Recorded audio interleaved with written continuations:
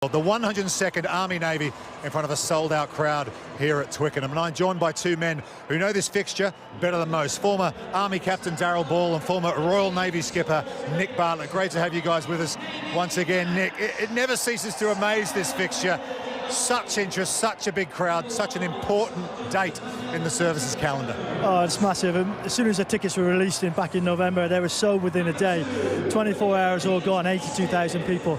And the service network is absolutely huge, and it's the friends, the family, and now the work colleagues and the civilians guys that they work with.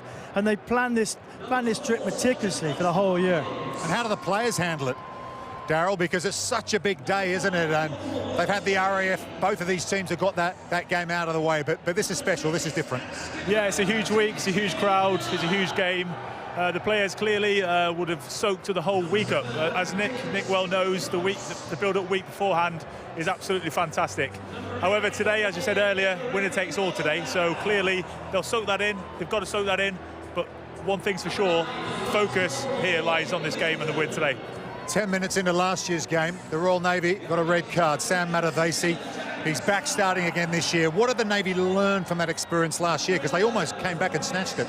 Yeah, it did, and it nearly spoilt the game completely. And that was no disrespect to, that happens, yellow cards and red cards. But they didn't get their focus, and the Army scored 3 quick tries within that period before half-time.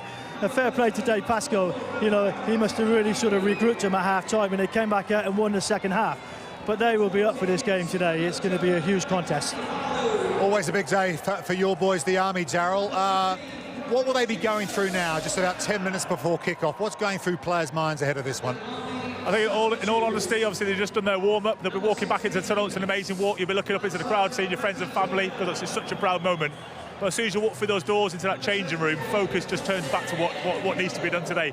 I'm sure, like the Navy, focus is going to be absolutely key today. So that's at the forefront of their mind. Now, there was an article on the Royal Navy website last night that might be a bit more motivation for the Army, as if they needed it, Nick, saying that they only got one good forward in their team. Do you think that was wise ahead of this match?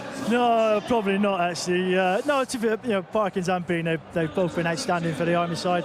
That's maybe just a bit of a pre-match sledging going on, but no, it's going to be a hard battle. And the Army have got a good tight 5, and but the Navy have stripped back. They've got a lot of young guys, and they've got a total new feeling in this squad today. And the Army have a totally new head coach. Wayne Barnard takes over from Andy Sanger. Their loss is our gain. He's on our commentary team today, but bit of pressure on the new Army coaching staff to get a victory today? Yeah, absolutely. I mean, Bernie's probably one of few that are new actually to the setup this season as head coach. He has been in the setup for quite a number of years, as has Mal Roberts and Lee Soper, so he's very well guided. But as you know, rugby sport is a results-driven business, so there is a bit of pressure there to get that win, and of course, both titles are up for grabs today. Now, the Army men had a big win over the RAF at Kingsholm last weekend, but it was the RAF women who had a victory, and it was history. For the first time in 20 years, they won the Inter-Services title, the RAF women. And one of their stars, Red Roses and Wasp hooker Amy Cockayne, scored a try in their match. She actually played fly half, and she's now talking to Julian Evans. Julian. Thank you very much, Rupert. Yes, I'm delighted to say that Pilot Officer Amy Cockayne has joined us, basking in history, as you say, from last week's victory for the RAF over the Army, the first time that the Army have ever lost an inter-services fixture. What was that like for you girls? About time, wasn't it? No, it was really good. We've been building for about 5 years now after that horrendous loss at Aldershot 5 years ago, so it was building and building, and we finally put it all out on the pitch and got the win. Yeah, as Rupert alluded to, you weren't playing in the position that people will know you doing for England, where you're tearing up the turf. People have seen it on Sky Sports earlier in the Six Nations campaign. You were playing at 10. Yeah, it was a bit of a different experience for me. I haven't played much at 10, probably not for about 20 years, so no, it was good. We did the job. I always just give the good people the ball and try and stop their back line getting through, so we did that and we got the win, so I'll take it. And not a typical 10s try that you scored either. No, I hurt myself doing it though, so probably that's why 10 shouldn't do it, I suppose. Well, coming on to this fixture, you've got divided loyalties. You yourself are in the Royal Air Force, your dad's now in the Air Force, but he originally was in the Army, and your brother's away on operation serving with the Army. So what are your anticipations, what are your feelings from this fixture today? Yeah, I'm not sure. Obviously, the Army did a good job on the Air Force men the other week. but was it a true representation of how good they are? So I think it'll be a good fixture. I can't say I'll support either team. I'll support rugby, why not? Well, that's a very good way of ending things. But some class acts out there for us all to look forward to, particularly with the World Cup coming up. Samisa Rokoduguni perhaps, but Sam Matavesi from Fiji in the Navy. Yeah, there's some world-class players out there, like you said, and this is what a stage to put it on. I know it happens every year, but for some players it'll be their first time, and it's such a great place to come and play rugby. Amy, thank you very much. It's something for us all to look forward to. Rupert, back to you. Thanks, Julian.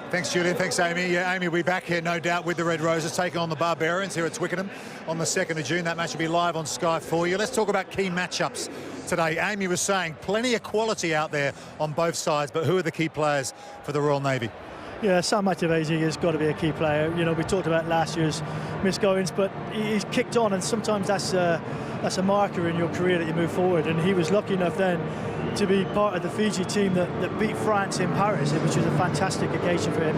And then more recently, he's become the medical joker and go to Toulouse and play against Clermont and Castres. So he's going to be massive today, and he'll be here to put it right. That red card last year, there was a bit of controversy about it. Some people thought it was a little bit harsh, but how do you think Sam as a player would have dealt with that and come back this year? Yeah, I think by the letter of the law, going back to that year, it was a red card. Unfortunate for Sam, but he's a very, very good player. And sometimes when things like that happen, at that point in time, you don't absolutely realise that it probably does you a good thing. So he's going to be back here today, having a bit of experience out in Toulouse as well recently, and at Cornish Pirates. He's going to be raring to go today and try and make up for what happened last year. Back row is always important in any game of rugby, but where else on the field today do you think is going to be crucial in this head-to-head? For me, I think the game's going to be won up front in the packs. I think the Army went really well last week against the RAF. A couple of standouts for me. Irafema Bolladao at number 8. His ability to get a pick off of the base and make yardage is going to be key for the Army today. But for me, Lewis Bean, now at Northampton Saints, he's got a lot of experience. He's fluttered a little bit with Worcester. So I think that key experience is going to be vital today for him getting over that gain line. Do you think players who play to a higher level for professional clubs, such as Lewis Bean with Northampton, do they feel a bit more pressure on days like this, playing effectively an amateur game? Yeah, I think they do. And years back, we always just played against Matty Stewart in the front row playing for Scotland, and he said these are, some of the hardest games that he played in. It was just so brutal, and the pressure was on you, and it's just a great occasion. You have to get back into that team environment, and playing for your service is a massive occasion.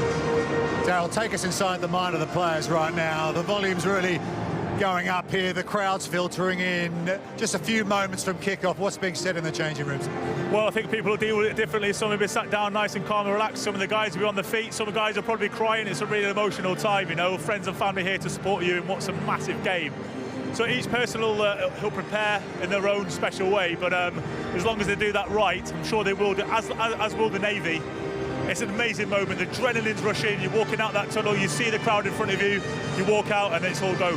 2010, the last time the Royal Navy won this fixture. Can they get it done this year? Yeah, I think they can. Dave Pascoe has done a fantastic job with his side. He's got him exactly where he wants him. A lot of the older boys have dropped off, and these new guys, the new group that's come through, have flourished.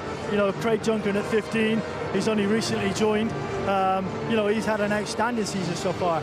Gareth Rees at 9, Greg Lloydell at 10, and what Dave has done is rewarded the guys that have played consistently well and have put the marker down throughout the season. It's going to be a great contest. It seems tight. It seems hard to pick this one, Darryl. Seems close. Both teams confident. It's going to be a tight game. It's a one-off game. And another area for me of slight concern is the Army's ability to manage the game. With Jack Prasad at 10, he's probably not going to kick you the corners. So if I was the Navy, I'd be pressuring him to kick. However, you've got to get it right, because if you do pressure him, you get it wrong, he steps you, then he's in behind that, and obviously trouble could happen. It's all to play for. Winner takes all, the Inter-Services title and the Babcock Trophy on the line. The 102nd Army Navy. It's time to get up to your commentators for this one. Former Army head coach Andy Sanger is alongside Simon Ward. Good afternoon, everyone. Well, the bonhomie and banter has been left in the West Car Park and surrounding areas, at least for the next couple of hours. The colours are now nailed firmly to the flagpole. You're red or you're blue, and there's not many in between. It's time for the biggest day in inter-services sport. Huge following. A new year, new teams led by new captains. Jamie Miller leads the Army, Scott Makepeace the Navy, and just listen to this reception.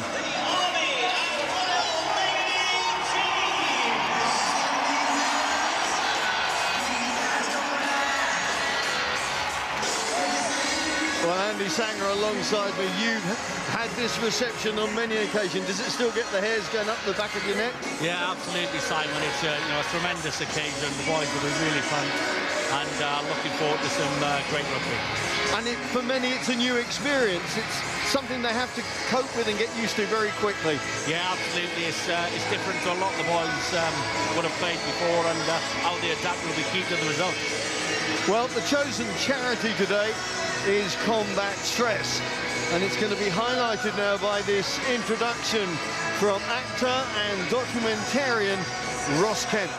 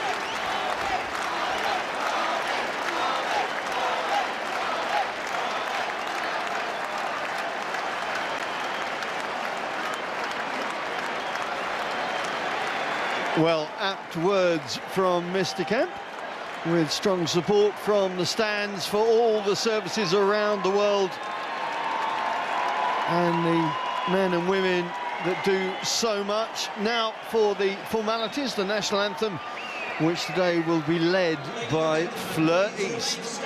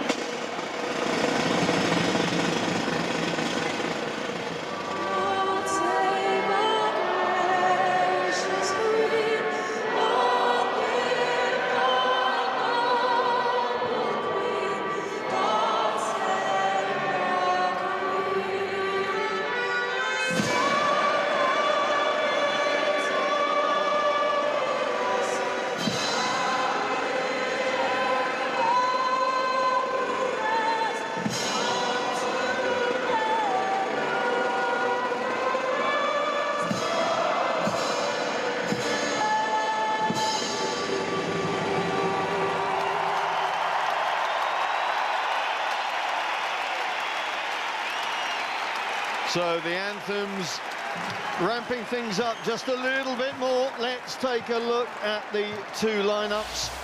Well, the Army tight five has a familiar look to it. Indeed, numbers 1 to 6 are the same starters as last year. Fajee and Flair are plenty in that back line, a quintet to be exact, with Lance Corporal Dan Tooth in the middle of them, getting his first experience of the Army-Navy encounter. There's a handful of new names, but plenty of rejigging of some of the older names in the Navy lineup, notably Greg Lloydell getting his hand on the teller at 10, allowing 22-year-old Brad James to debut in midfield. Watch out for the attacking prowess of Craig Duncan at fullback, and that balanced back row trio of Pascoe, Matavesi and Hayler. And on the benches, well, Rokadunguni is jetted into the Army Reserves. There's 3 debutants waiting on the dark blue bench, all of those men waiting to make an impact as and when they're called upon. Referee for this one is 30-year-old Matthew O'Grady. Really looking forward to this when I chatted with him earlier on.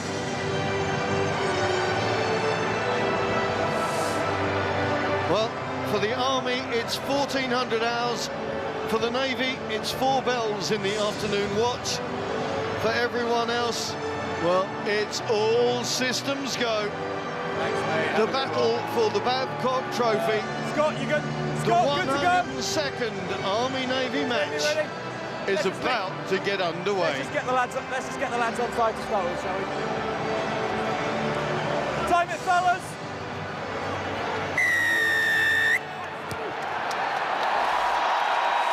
Well, Andy, when we've set this game up before, you've been an integral part of the Army setup. Of course you have.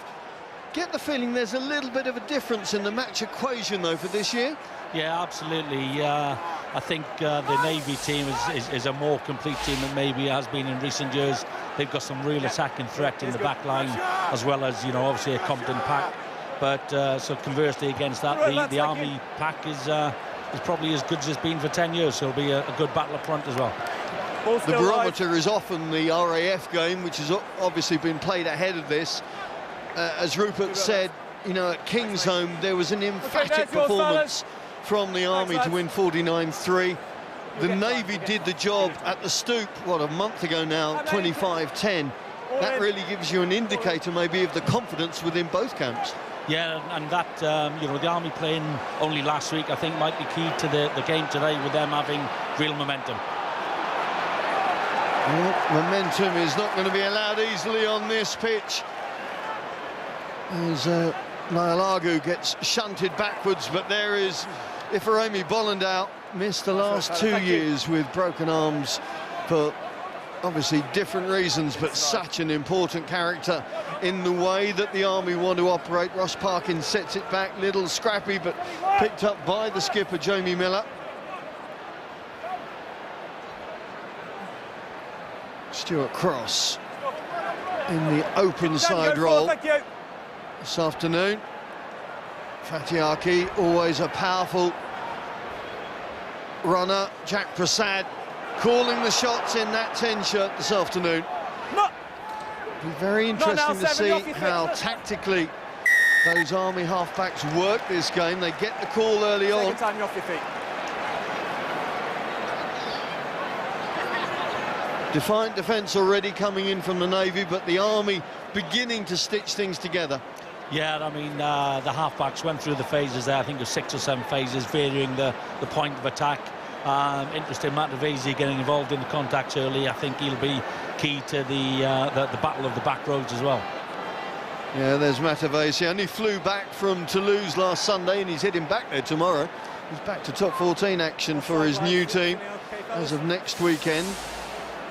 Been quite some season for him. Of course, it's going to be a long season, because he will be in the Fijian World Cup squad that then presses on towards Japan in September, October. Yeah, absolutely, and that's a key target for him. But I think looking at this penalty about to be taken, this will be a key factor of the game today. I don't think the Army you know, as strong as they'd like to be, you know, in the kicking area, and this will be key to the outcome of the result.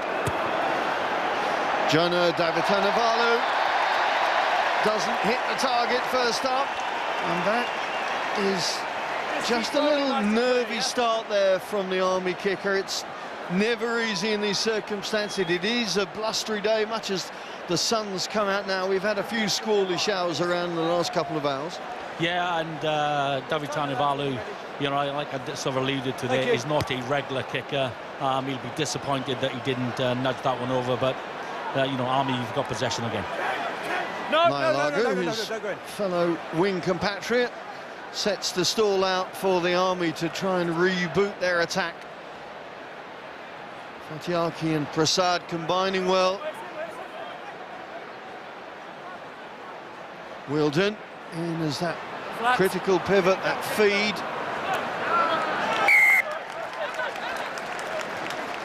It'll be interesting to see how the wingers set up. Davitanavalu is wearing 14 but playing on the left wing, so it may well be a mix and match scenario. Yeah, they like to move around the left and right, both wingers. Now I'll argue on the other side as well. You know, they're a real attacking threat out wide, and can't wait to you know, to get the ball in hands for them too.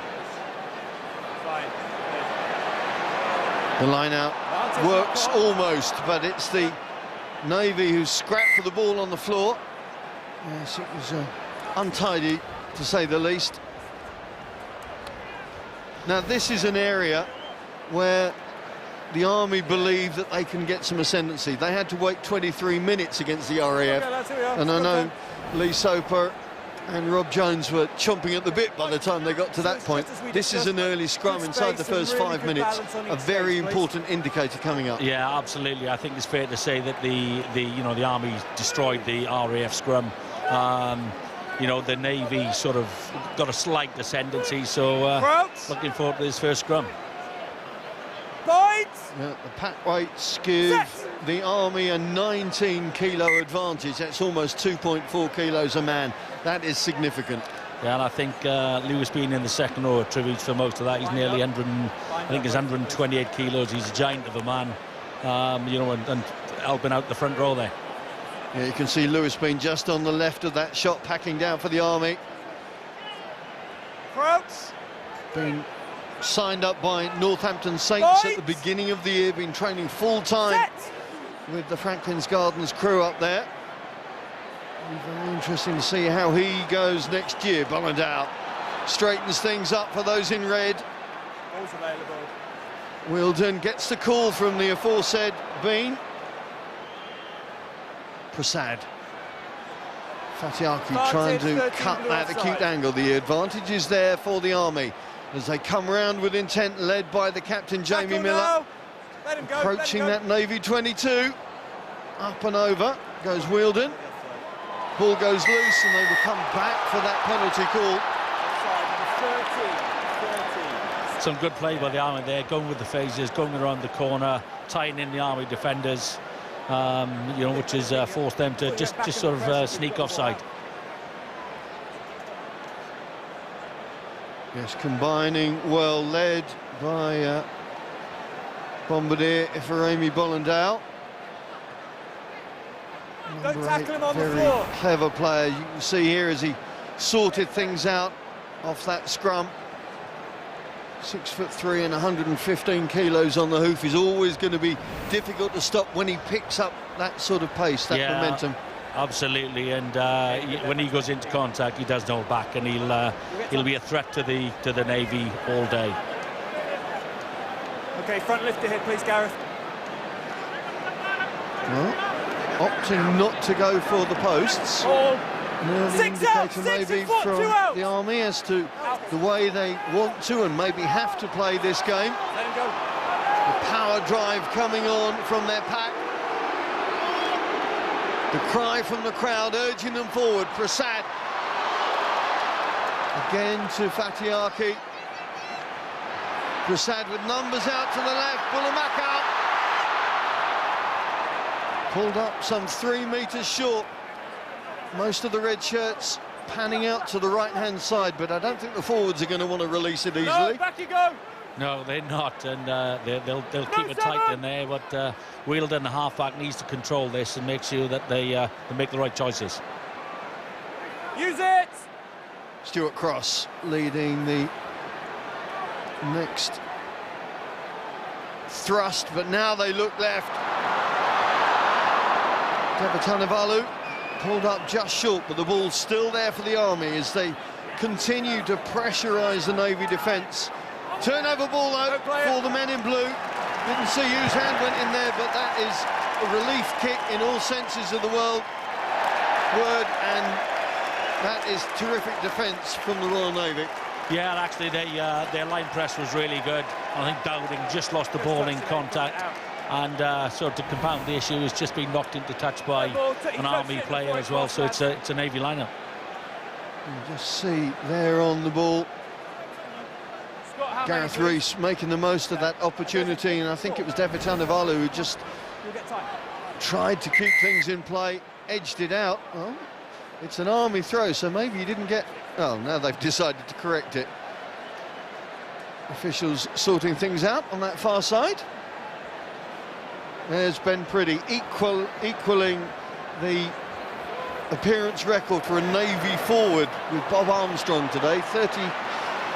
31st cap for the Cornishman.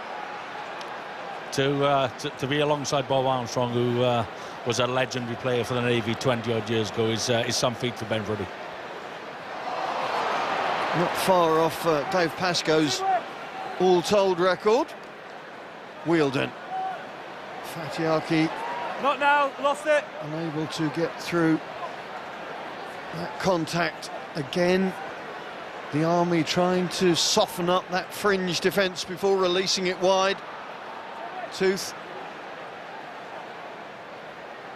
Prasad sidles his way through. Sorry? Suddenly finding a gap in that blue line where there didn't appear to be one. Yeah, he's got a tremendous sort of turn of pace, lovely little hitch kick. I think we've lost the Army have lost the ball in contact again there, and that's something they'll want to correct to sort of keep that pressure sustained. Will allow you the odd Freudian slip. Thank you very much. Understandable. When did you start? You started in 1994, I think, in Army ranks, didn't you, as a player? Absolutely, had a few games as a player and then a few as coach, so apologise if I slip out and It's allowed. stick my red flag on.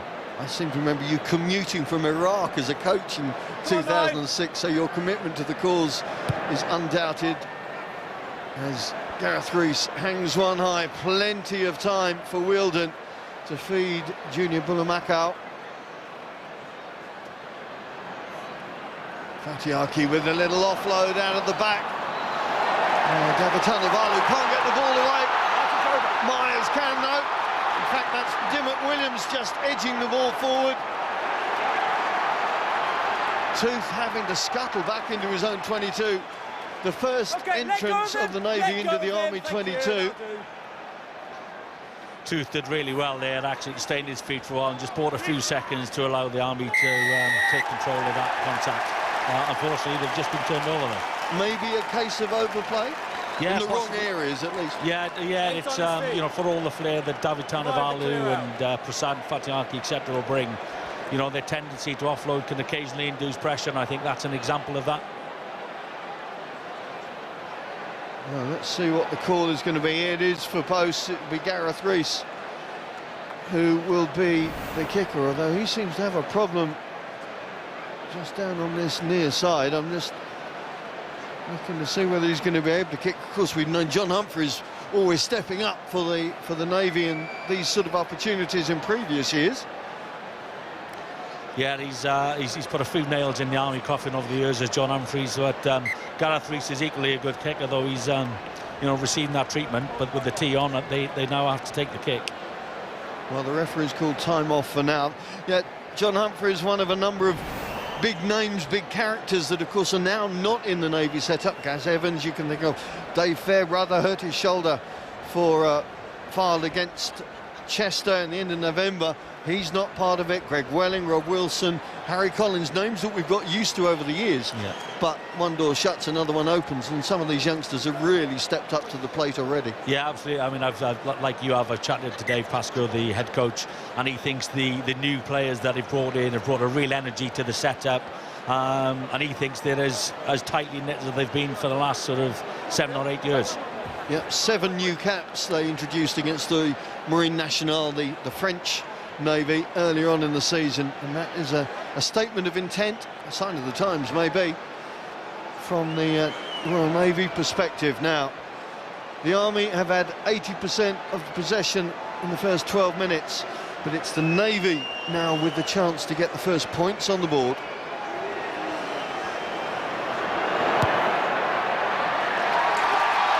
Rees bounces it off the post. Yeah, it's going to be a scrum put in to the Army. A sense of relief momentarily there. How often have we seen that? At your Harlequins club, we've seen it many a time. I think of a Joe Marchant try not so long ago, where a kick has bounced off the post, and the first team to react has been able to capitalise. It almost happened there. Absolutely, Joe Marchant's been a master at this season for Harlequins, thankfully. That bounce didn't quite go into Navy hands. You know, they've scrambled, and I think a Navy boys knocked it on, so giving the Army the scrum. Key how they exit from here. Be interesting to see if they decide to have a little go, which wouldn't surprise me with the side at 10. Yep, and they've got plenty of room, as you can see, both sides of that scrum. Well, they won't get the chance now. Another penalty call against the Army. Celebrations all round in the Navy 8, particularly Ed Pascoe there wearing the blue cap. Sam Matavesi always so vocal, so vibrant within that group. Yeah, Matavesi is key to the Navy. You know, it's the back row. We spoke on it earlier. A key facet of the game today, as is always the the case in most rugby. But today, whoever wins that area, I think, will go a long way to recording the victory.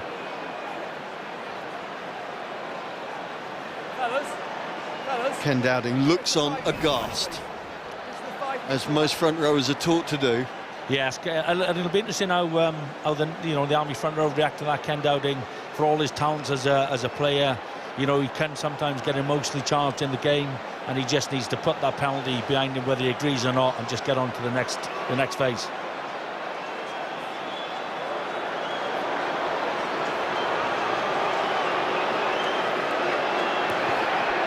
Well, Gareth Rees has put that penalty behind him, and quarter of an hour in, it's the Navy who get the first points on the board. Yes, and you've got to love the panto booing from all the Army fans in the stadium. There's no such thing as blue or red with one or the other. It's certainly a very partisan crowd, I think it's fair to say. Capacity crowd, sold out, the box office tell me, within 4 hours of tickets going on sale. Yeah, it's an amazing event, a unique event in world rugby, and a true spectacle. And something which the public have aligned to as well. Notice it's not all service personnel or retired service personnel that are here. There's plenty of Joe public that take a big interest now in this encounter. Yeah, absolutely. I mean, there's some real quality on the field as well. So as well as a good rugby match, you get into HK, you have one or two beverages, and you enjoy the day. One or two. So the folklore goes. Twickenham sells more beer during this game they do in the entire Six Nations campaign here, but that may be just folklore. Yeah, certainly a good time is had by all. Yeah, I'm sure that's just the Marines. 4 on the ground. Just getting warmed up. Well, the Army getting warmed up with Lewis Bean with a great leg drive up over halfway. If you want it, 9, just let me know, OK? Prasad gets the call to move on. Tooth and Fatiaki combining in that midfield.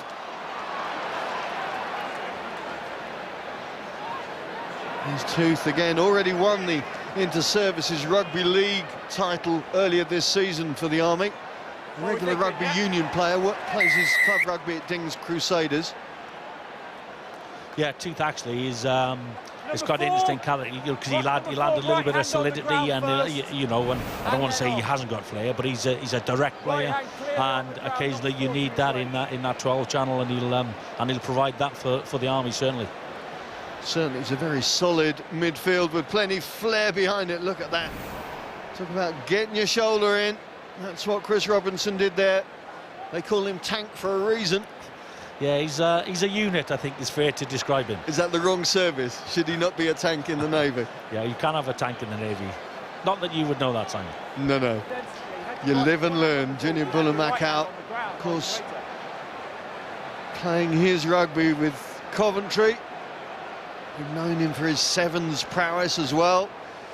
Dad, of course, a former Fijian sevens international. A real threat at fullback, given the space, given the opportunity. A dummy throw from the Army is going to cede possession there. Yeah, Austin, who's playing his rugby at London Scottish, generally a real accurate line-out thrower. Parkin and Bean in the second row, two students of the game in the second row, so they'll be disappointed with that. Well, a tap and charge under that bomb, diffused safely by Nialago. The rugby league man does well to get his team up over halfway, but the pressure coming straight through on Wielden. That's great work from Brad James. The Navy 12 really working so hard. Rees sees opportunity down that left flank. Now it's a foot race. Wielden trying to cut across. Great covering in the end from David Tanavalu. My goodness me, he needed to be on his toes there. Yeah, that's one thing he has got, his wheels. Initially it wasn't a great kick from the Navy. They didn't really have an organised chase, and Nialagu nearly escaped the tackle, but was turned over, and Gareth Rees does what he does very well, spotted the gap behind, and a great little box kick. Yeah, aware that the winger was out of position, there was only the scrum half coming back, but that man there doing his defensive duties spot on And the Army can restart now off this 22. This difference between the two 10s, Prasad and Lloydell, is going to be fascinating. Prasad, we know, is a mercurial 10, doesn't kick. Lloydell we've known as a 12, but with Nathan Huntley's eye socket problems earlier on, I think it was against Exeter, wasn't it, in March, they were forced to put Lloydell into that pivot, and he's done so well that they've kept him in position tactically. It means a slight change of thinking, perhaps, from Dave Pascoe. Yeah, it does. And you know, Lloydell's a talented player. You know, he was a ball playing 12. And as you touched on, you know, Prasad mercurial is a great word to describe him. Well, as against the RAF across the road at the Stoop, the Navy soaking up the early pressure from the opposition and getting their feet in this game. Lewis Bean just weighing up what this first quarter has held for his team and the lessons that they're having to learn on the hoof. Yeah, that was a great nudge for the for Lloydell there and the Navy. And this first, you know, this line out, so 10 metres out there, but I don't think this will get past 9. Ben Priddy is the man with the darts. There he is. The take in from Ed Pascoe in the back row this year, was in the engine room last year. There's Priddy. Priddy knows his way to the line. Scored a hat-trick in 2014 here. Held up over the line easy. That is great defensive work. I don't know who is the mattress in that particular Army bed, but that is absolutely invaluable to hold the Cornishman up there. Well, credit to Nathaniel Tichard-Jones. I think Turkish did his job there. Yeah, he did, and it was, you know, initially a great set for that, and it was almost too successful. They broke away, which forced Priddy to, you know, to peel off, and he nearly goes over. Yeah, he's got into contact there. I think it's Davi Tanavalu with the initial tackle. You know, and credit, as you said, to Tichard-Jones, has just held him up over the line.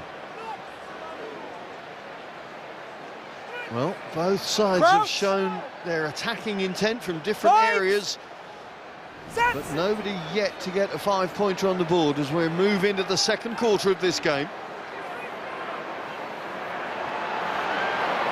Bonadao again. No, not now! No, not now, peering around the back of the scrum. What an image he is for defenders. Yeah, absolutely. I mean, he always makes that sort of 5-10 metres, but I think it's fair to say a poor kick off Bullmacau, and unfortunately this can be. Oh, Eldon Myers can't quite pick that one up cleanly. Referee said he wasn't a knock on. Well, the call comes from this near side, I think, from Gareth Holsgrove, assistant referee, and it's going to be a scrum put in. Yeah, I mean, it was interesting there, Bullmacau, which, you know, we spoke earlier about, you know, the Army's kicking game, and Bullmacau then, that exit was a poor kick, and, you know, unfortunately for the Navy perspective, they didn't exploit it, but if he takes that clean, I think the Army are in trouble. Well, again, we look at the tactical kicking of the Army and what they can and cannot do within this game, how they're going to have to work around it. Eldon Myers unable to make the most of that particular opportunity as we get our first rendition of Sweet Charity. Absolutely. I think, you know, onto the Army, I think Wheeldon has to take a little bit more responsibility. His kicking game is decent, and he perhaps needs to relieve that little bit of pressure away from Prasad and Bullmacau. Well, of course, it's not just the 80,000 strong crowd here enjoying this fixture. A special hello to all the military personnel and their families serving across Europe, including Cyprus, Gibraltar, Germany, Poland, Estonia, Italy, further afield, of course, in Afghanistan and the Middle East, Nepal, Brunei, of course, those stationed in Canada, Belize, the Falkland Islands, Ascension, Diego Garcia, not forgetting, of course, the Royal Navy ships at sea. Great to have your company this afternoon. Hope you're enjoying what we've seen thus far. Didn't survive the pool. Little sidle through once again from Prasad. How does he find those holes? He is a talent, and deceptively strong as well as that step and turn of pace. But the turnover is there for the Navy once again. The breakdown. Well, just as I say that, they give it up. And I think that's down to trying to reset let it go. operations for the Army. Bean comes through on the crash ball. Prasad gets the call from David Tanavalu. Prasad again calling the shots. Miller hanging out wide to give an option to his team, taking them up towards halfway. Again, Bean the target. Josh Terry it was then, who stepped up hard and fast. David Tanavalu appearing off his wing. We talked about the flexibility within this Army backline. Buller Macau feeds Craig Duncan, the first time we've seen the Welsh fullback, and he has got something special about him, no question about that. Great work from Bollandau, hurdling one, hurdling another. What a sight that is. Prasad gets Matavesi up. Didn't see him in his wing mirror there. No, he was a bit of a Fiji welcome there from Matavesi onto Prasad. Miller shows off his sidestep. Not now, you're off your feet, let it come. Let it come. Well, it's relentless, these phases of play, no stopping this game. 25 minutes, and the Army really trying to work this Navy defence. Nice offload from Cross, but the ball goes loose, and it's Pretty first to react. Gets the offload in, and it's Dimmock Williams who is charging away. Well, Dimmock Williams, who scored the tying try in 2016, scores the first try in 2019. Opportunity knocks, and the Royal Navy have taken it. Yeah, absolutely. I just want to make sure the player who picks up the ball. Just have a listen here. So you've got a knock on. You want to check that the blue player was onside. Yeah, please. Well, big call already in this game for the officials. Jeff Warren is the television match official on this. It's easy with that one.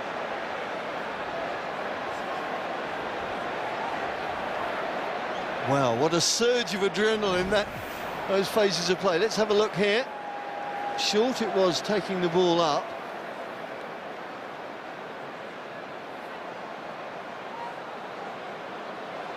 Call. For me, you know, he appeared to be in an off-fight side position. If it's come off red, then it's play on. Yeah, it's come off blue, hasn't it? Off red and hasn't been played by blue. Before. Officials not seeing that. This is fine.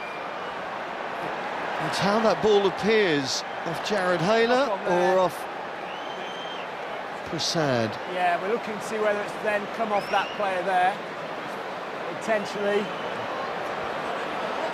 It's on the angle, isn't it?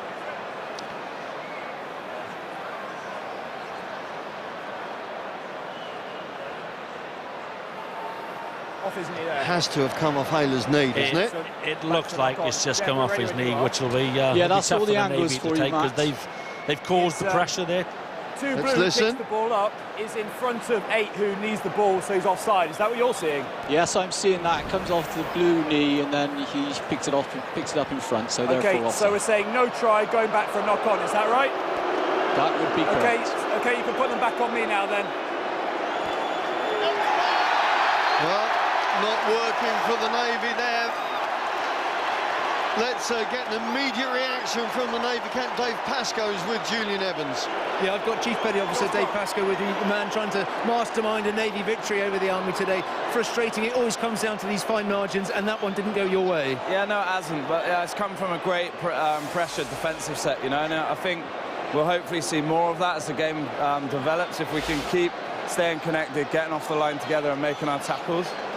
You haven't quite enjoyed as much territory as perhaps you would have liked, but as you say, your defence is holding out well, particularly to keep the Army out early on from their try-scoring opportunity. At the minute, we've worked hard on being both with and without the ball, so we're quite happy for them to have the ball, obviously, for a certain amount of time. We said they've got some magic in their side, and they've got an opportunity to break us with that. But if we stay connected and stay together, we'll have a look where we are as the game develops. And a chance perhaps to exploit the Army's perceived frailties with their kicking game. We've had a look at their kicking game, yeah. Thanks, Dave. Back to Simon. No worries. Well, you saw Kelly Brown just on Dave Pascoe's left. They've been working more as a coaching advisory capacity this season, the former Scotland and Saracens back rower. Dave Pascoe, in his second year, begins to get his plans fully into operation. Talking to Bernie Barnard, of course, he's in his first year, having taken over from you. So slightly different scenarios for the two head coaches.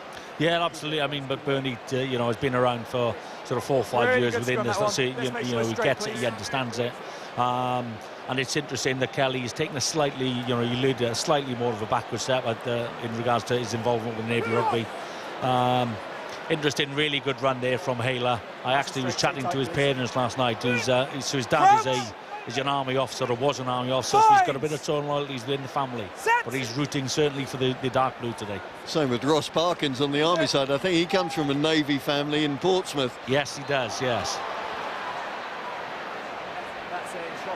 Navy, a man down in back play.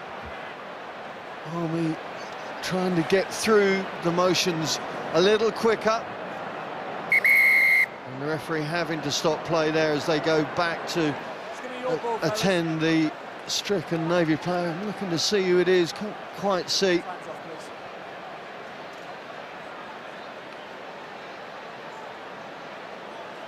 Looks to me like Greg Lloydell.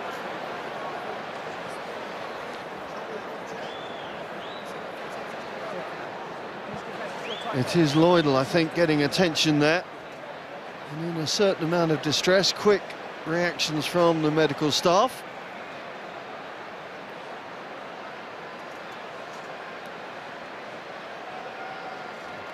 Well, plenty of rugby going on today on the Sky. After we finished here at Twickenham, just round the North Circular, it's the Championship Cup final. Ealing Trailfinders up against London Irish, 4:15. Things start. Well, the rugby, of course, continues here at HQ. A fortnight's time, the Seven Circus rolls into town once again. The HSBC World 7 Series here at Twickenham, 25th and 26th of May. And then, just when you thought it was the end of the season, so it trots on. And what a special day it is going to be for the Barbarians and England, because they don't only play the men, but the Red Roses will be up against their counterparts as well, the Barbarians women, who of course had that fantastic victory in the USA just a few weeks ago. Sunday the 2nd of June, it all starts at 12:30 here on Sky Sports, and then the England men will step out against their male Barbarians. 3 o'clock there, Jim Malander, we're told, will be in charge of the England side, so it'll be fascinating to see the makeup of that England 15. Hopefully the weather is as good as it is today. Always interesting, especially ahead of a World Cup. Yeah, absolutely. Some great rugby coming up there, but looking to what's in front of us now, it'll be, unfortunate for Lloydell, but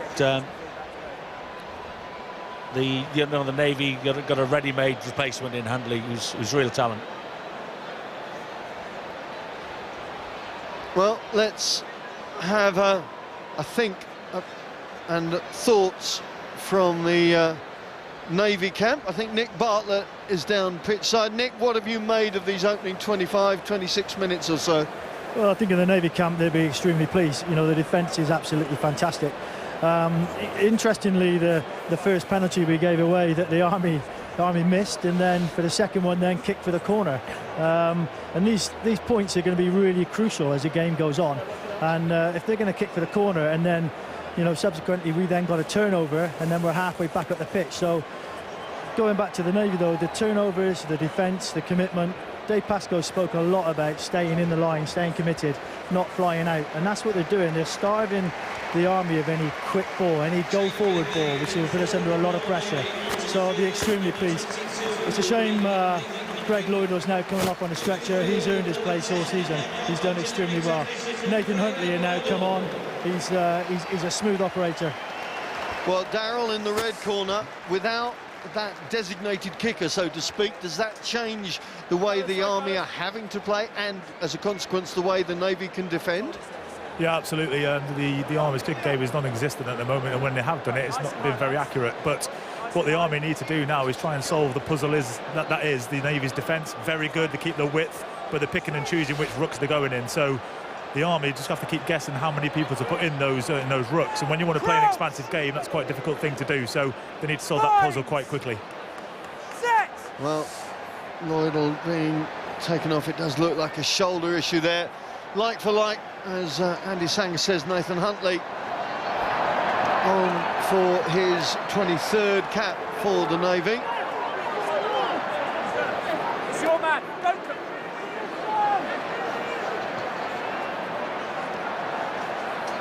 Bean leading the next phalanx of Army forwards up to halfway. Prasad can't pick that one up.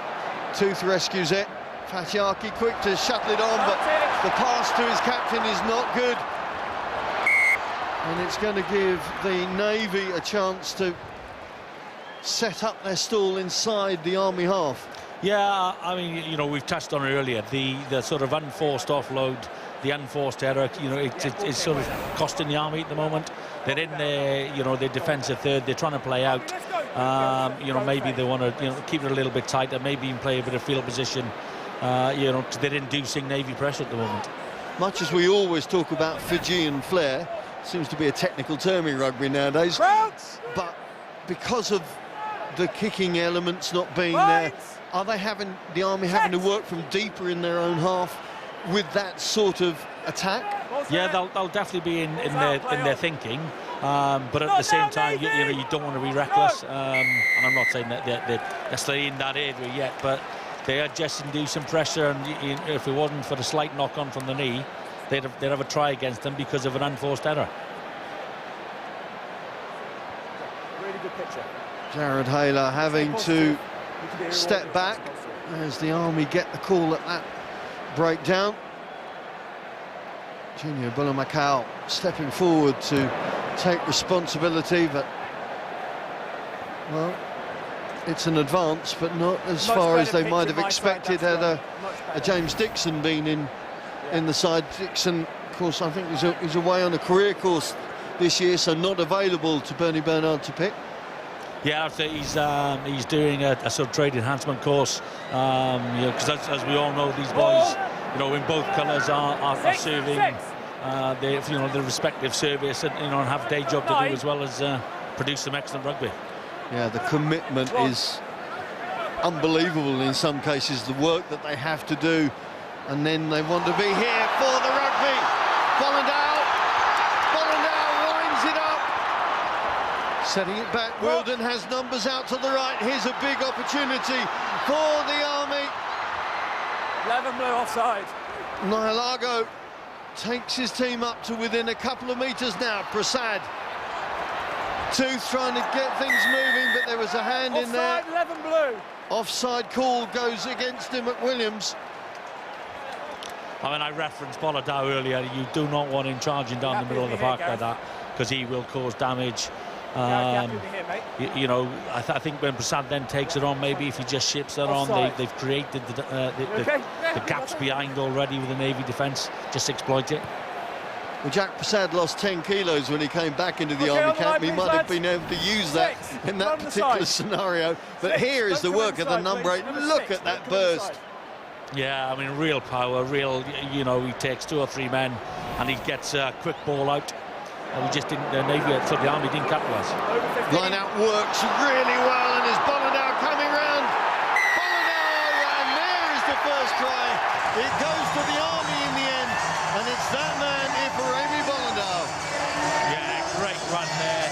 Something that you know, the Army forwards, Coach Lee Sofa, will be really pleased with that.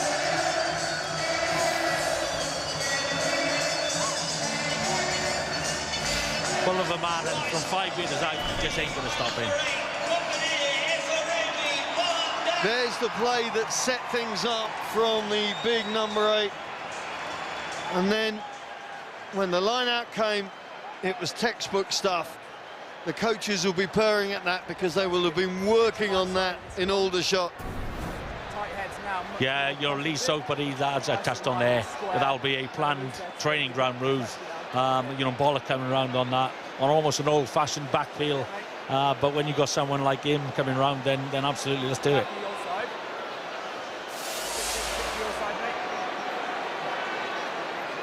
David Tanavalu, who was 40% in that RAF game,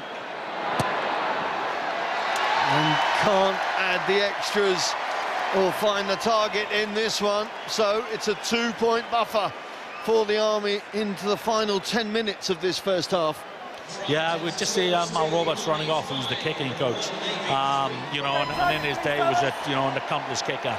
But David Tanavalu, as we touched on, he's not a regular kicker.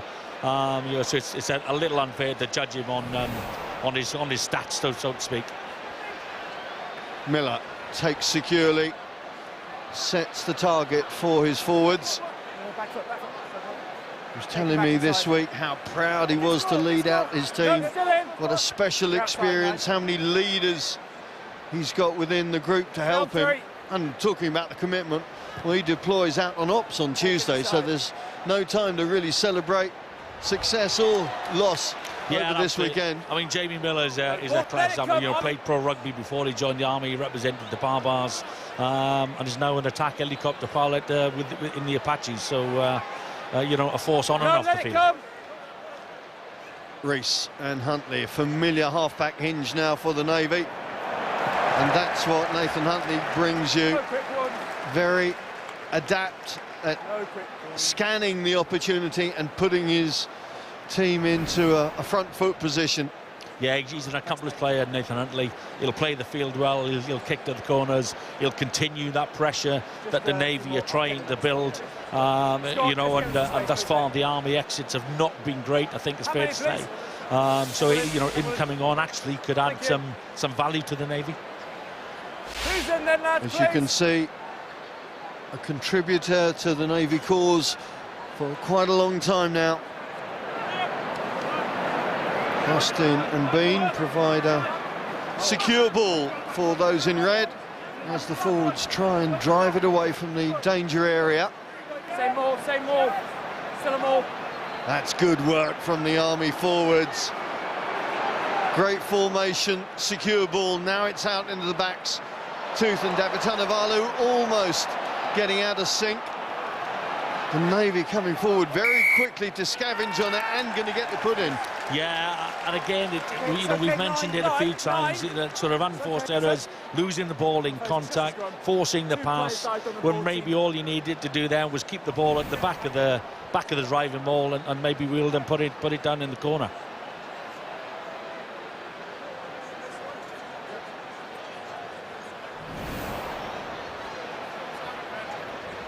Bolladau, who's of course worn the colours of the Ospreys for a fair few years, London Scottish, Rotherham Titans as well. He's had plenty of championship and Welsh experience. Yeah, he's a real talent. Played Fiji Sevens as well. So as well as the brutal physical presence he is, he's also got some place in some deft handling skills. The Navy work it out to Duncan. Duncan threatening, getting the offload, but not quite falling into the basket of Eldon Myers. But there again, we see the work of Craig Duncan. He has added a real cutting edge to this Navy back three this season. Yeah, he certainly has. And when I touched on earlier about them being a more complete team, he's been a key facet of that. He brings a real attacking threat, amongst the back three. And for again, the Navy will be ruining that because opportunities like that won't come often. He reminds me of another man who plays in the dark blue 15 shirt. That's Blair Kinghorn, the Scotland fullback. Similar range of running, seems to eat up the ground when he moves. Yeah, absolutely, and he's got some pace as well, as we saw in the in the RAF Navy game, where he exploited some gaps that they offered him. Crouch. Binds. 6.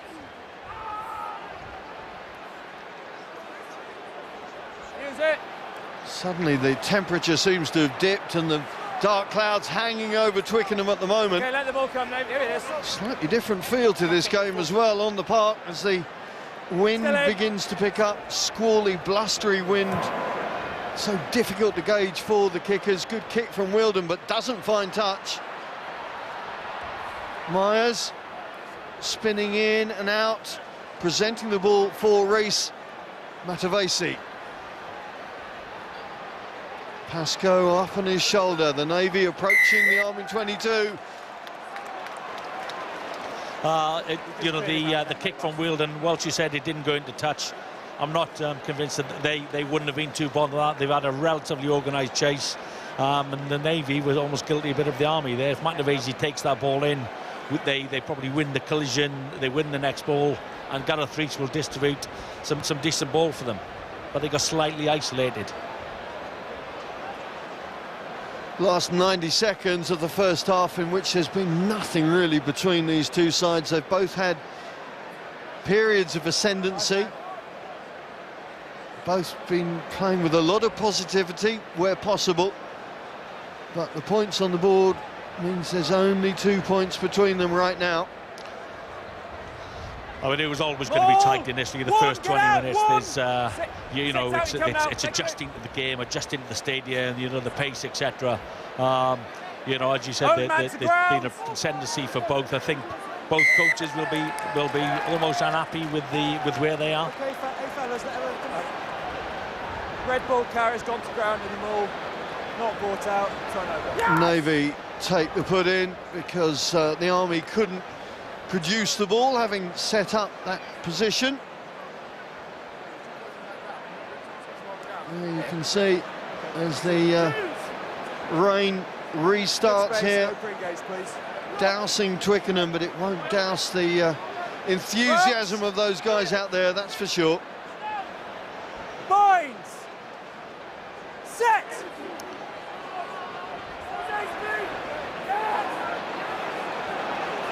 The pick-up from Bollandau once again. He has been a key figure in this match thus far. Yeah, absolutely, but I think it came from a dominant Army scrum, and that's probably the first scrum that we've seen that's had some real ascendancy. Bollandau was come off the back of that. Yes, worthy note there, Andy, of that impressive set piece from those in red. Jack Prasad kicks the ball, dear diary. Duncan picks the ball up though, and Duncan will run. He's got a big left boot on him, should it be needed, but his instinct is always to run, and with that range of capacity. Okay, right, go, Jamie, thank you, let it come. The clock in the red, the scoreboard in the red. Final play, and Gareth Rees says, let's go and talk about this. Well, it's been a really tight first half. The Navy thought they got themselves into a good position, but Dimmick Williams' try was disallowed, rightly so. The Army hit back with that try from Bollandau to get their first score on the board. But at the turnaround, it's tight. It's the Army 5, the Navy 3.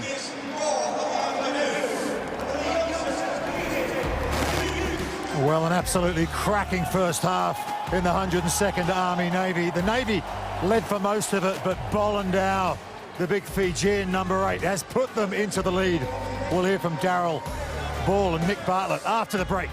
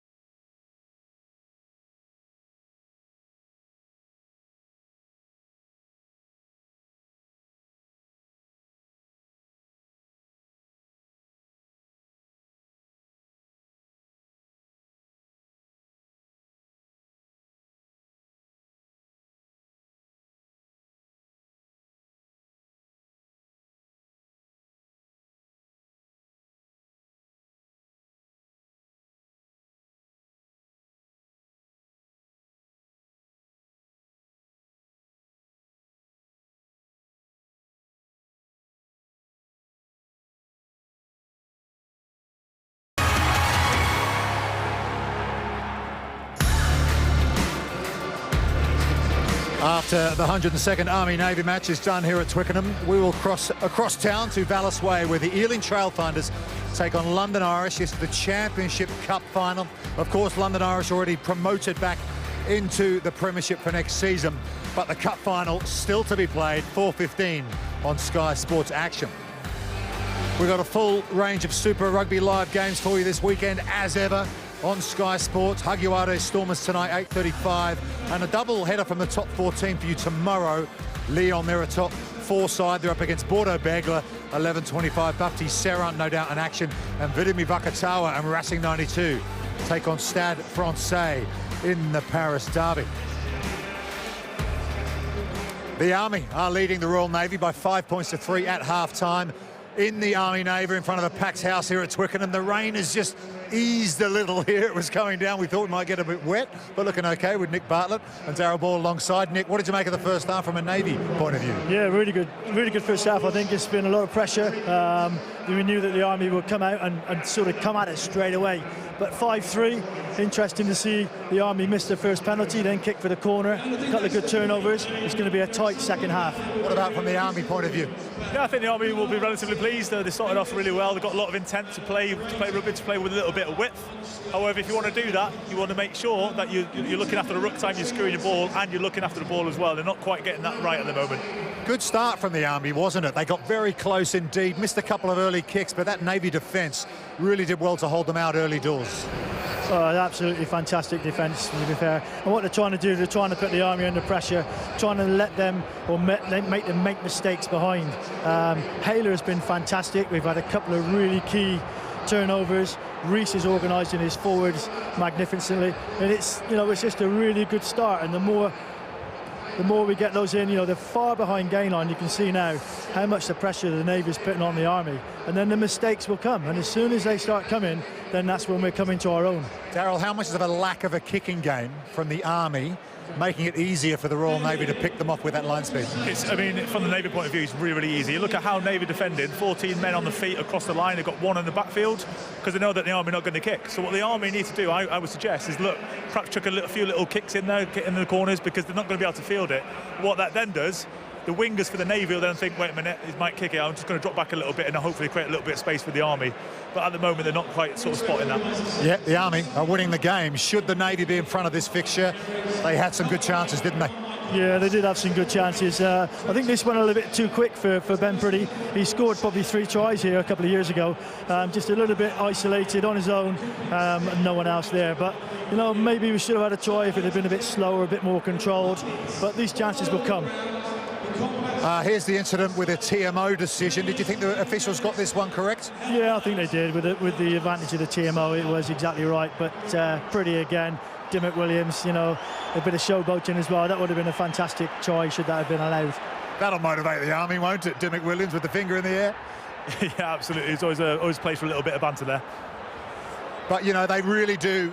If they can make some of these chances stick in the second half, Nick, they really might be in business, the Royal Navy. Yeah, definitely. Craig Duncan, who we talked about, has only recently joined the service. He's had a fantastic season so far, and you can see he makes a lovely break around here. And as the game's going on, he's gaining his confidence. So he's willing to take this Army back 3 on.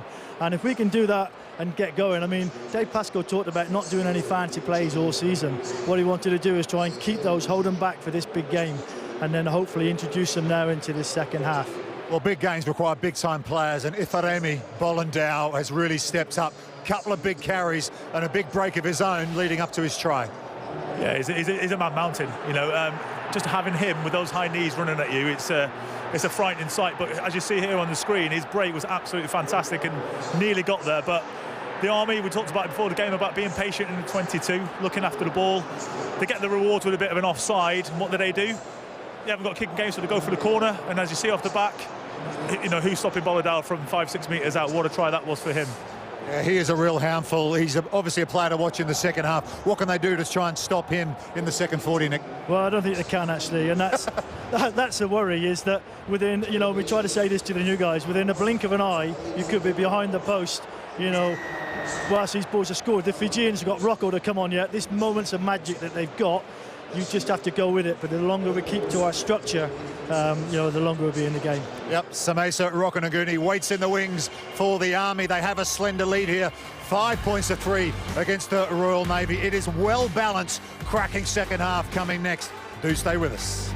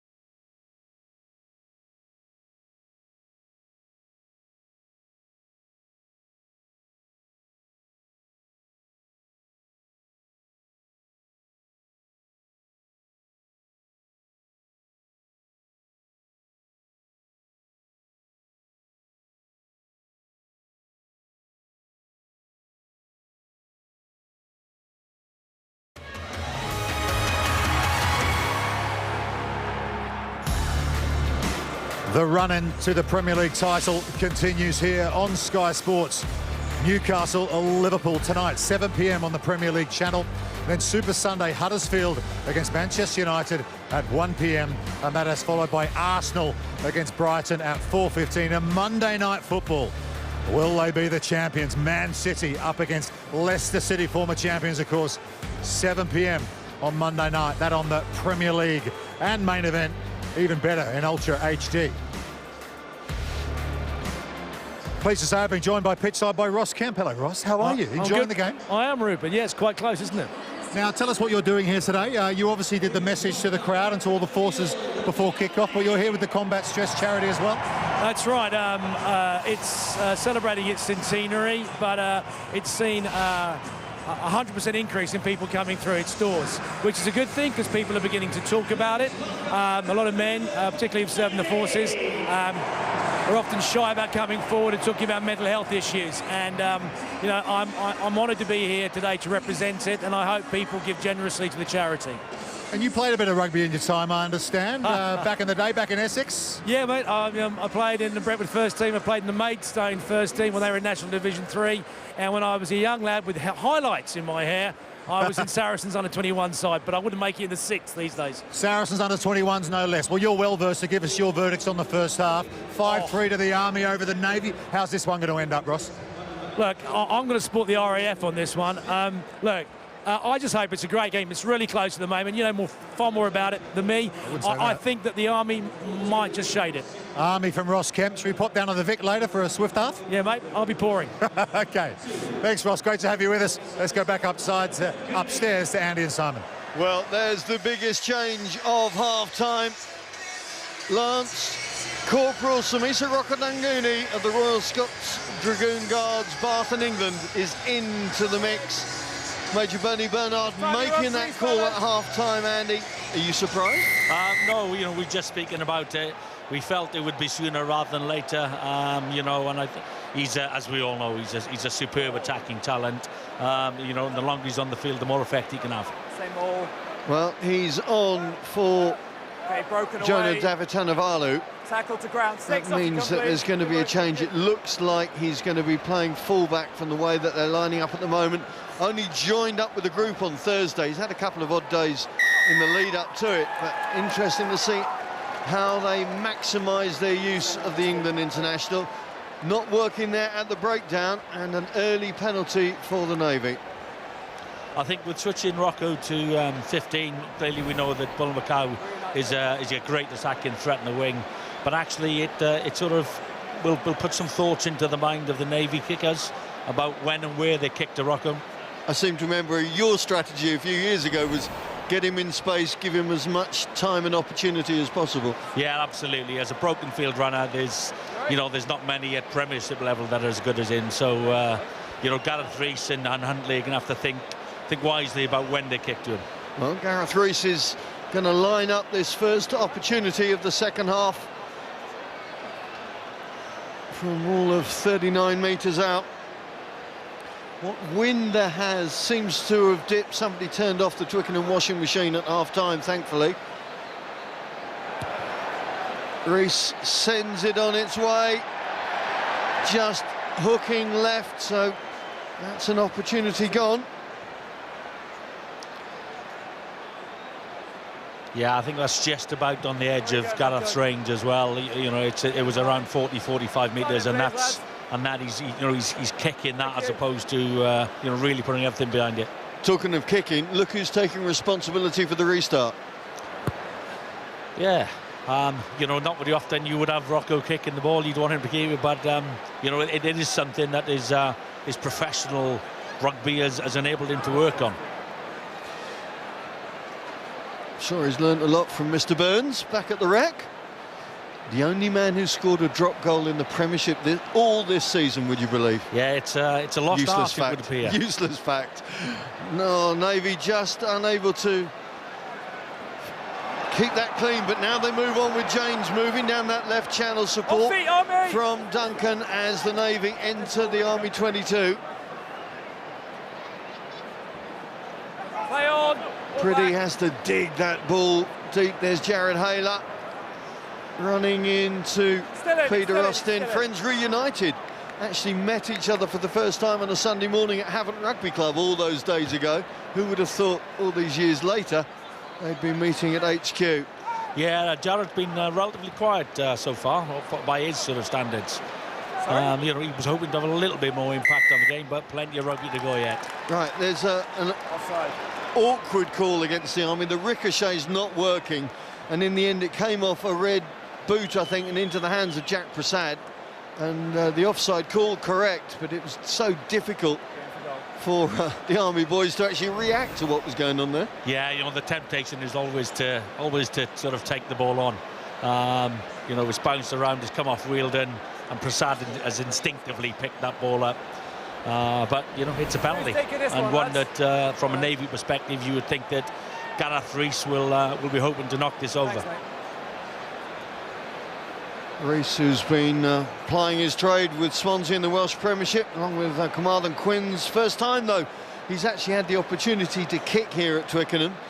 A different challenge in many ways. You know, we can look at flags and look at wind, but when you're actually at ground level, it's quite often a different thing. Yeah, absolutely. Kicking down in South West Wales is not the same as kicking at Twickenham in front of 80-odd thousand people who may have had one or two beers. Gareth Rees slides it through the post and pushes the Navy back in front.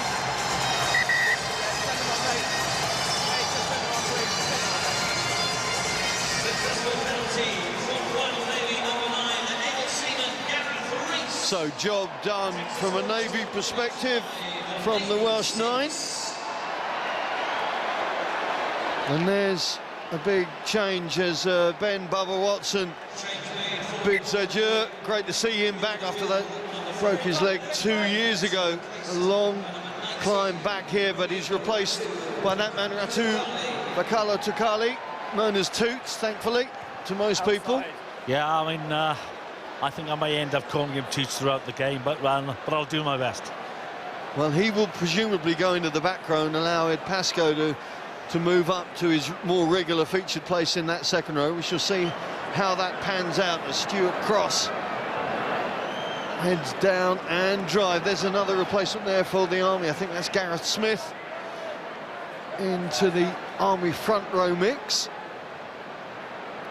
Yeah, I think he's come on to replace Dowding, and off Bolladau goes again. Yeah, Bolladau is the critical character, it would appear, in this Army game at the moment.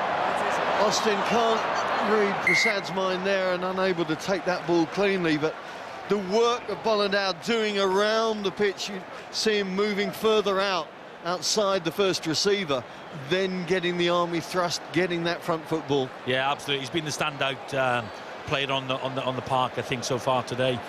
He looks a threat every time he carries the ball, even when it's close up. He's taking 2 or 3 people to get him down. I mean, look at the power there. He's winning collisions, and he looks a fearsome sight.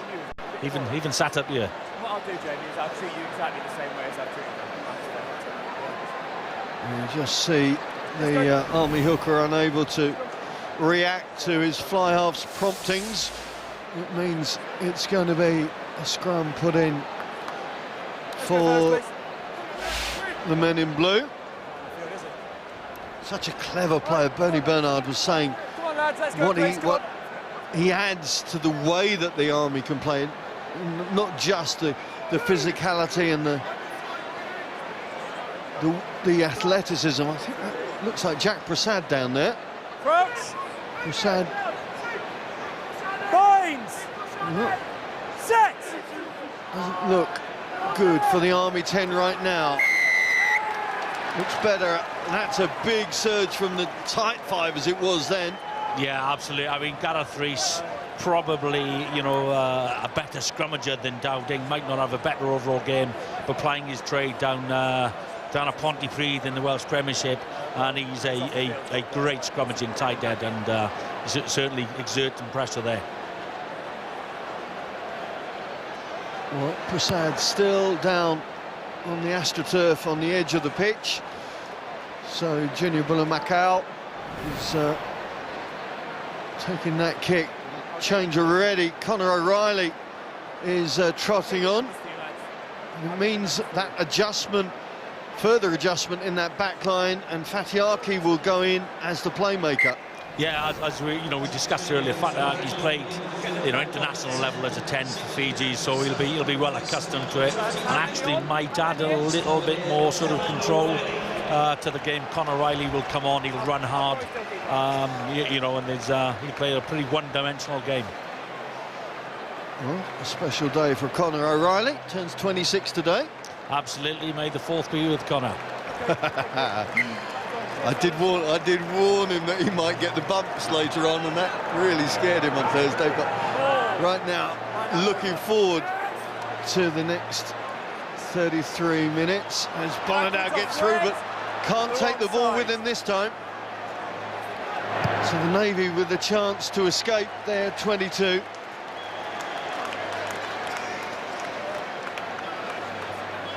Well, Sam Matavesi getting in there once again. Talking to Matavesi on Thursday, and he said he played against the RAF over at the Stoop, then he flew to Toulouse, came off the bench, packed down. First time he's looking back, who does he see? Jerome Kano as his number 8, who was one of his heroes, and it was like, yeah, welcome to the top 14. A great drive from the Army there. They've taken it. They've got control. Channel needs to keep the momentum with this and make the right decision from the base of this driving more. Broken away, play on. Tackle. Well, Wilden it is who invites Fatiaki to show what he can do as a fly half. There was a slightly high tackle going in. Here's Rokadanguni. Going back, I think, for that earlier call.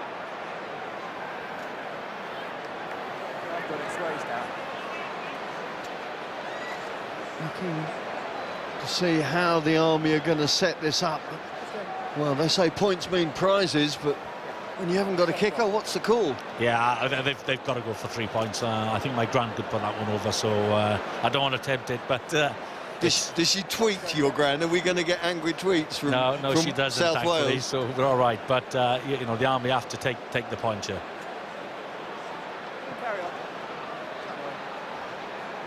Well, Volendau slowly gets back to his feet. As Dan Tooth, I think it is, who's going to take the pot shot from the tee here. There he is. Yeah, It's Corporal Dan Tooth of the 1st Battalion, the Rifles, making his debut here at Twickenham, the quickest debut try in the inter-services competition when he went over after 6 minutes against the RAF. There's another useless fact. Great knowledge there, Simon.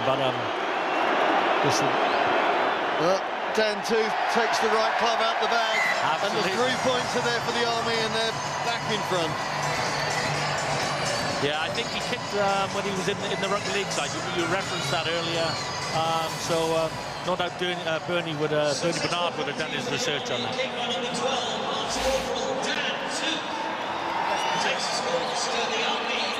So this nip and tuck, ebb and flow match continues. Good follow-up from Dimmock Williams, but Jamie Miller holds on to the pill and lets his forwards drive them away from that dreaded white line. Six, take a set, please, thank you. Okay, use it, please. No. Wheeldon with the box kick. Well, it's going to be very interesting to see how the coaches use their subs now, tactically as well. Just your hook has been changed. Yeah, I think, you know, we touched on earlier, one of the, you know, whilst 1 to 15, the starting teams, you know, there's probably a degree of parity there. I think the Army bench looks stronger than the Navy bench and could make an impact. There's a special moment. Matty Dwyer stepping on to the pitch for his last appearance for the Army, 14 years. He's given service, Pete Austin, and yeah, dare I say it, Mr. Dwyer has kicked the odd penalty in his time. Yeah, he has. He's kicked in some big games as well, so that might be a tactical move from a kicking perspective. Lovely slap on from Jared Hayler. The door shut firmly in the face of Rhys Dimmock Williams. There he is. His dad used to play for the Navy with Dave Pascoe. I'm not sure who that scares the most, him or Dave Pascoe. Probably Dave Pascoe. You know, for someone who had 35 caps, I think Dave has got, you know, an absolute legend in Navy rugby. What is worrying, I think even I may have played against Dave Pascoe, which is even more concerning. Well, the last century is still very vivid. Absolutely. For many. Right, the Army set themselves out to work their way away from the 22. Rockadungani avoids the tackler and O'Reilly, but the Army's still stuck in their 22, and this is where the pressure defence that the Navy have been working so hard on. Dave Pascoe has been able to keep the same team together against the Royal Marine and the RAF. There's the, in many ways, unforced error from, of all people, Rockadungani. Yeah, and you know, the Army need to be careful that they don't think, let's give the ball to Rocco and he will, you know, and he will do something. You know, because that will happen, but he's got to have the time and space to do it, and just giving them the ball and sort of on a wing and a prey is not gonna be good. They've induced pressure there, which you know, the Navy will look to capitalise on. As much as we know the quality of the man, this is going to be a huge challenge for Samesa to just step into this scenario. Yes, he's done it before. Yes, he's scored lots of tries. I think he scored 4 tries in his debut for you against the RAF back in the day. But this is just asking an awful lot of the man. Yeah, absolutely, and he hasn't played a lot of rugby for Bath as well, which compounds that issue also. So came back on the bench last weekend for Bath. Scored 8 tries, I think, in 7-8 games or whatever it is this season.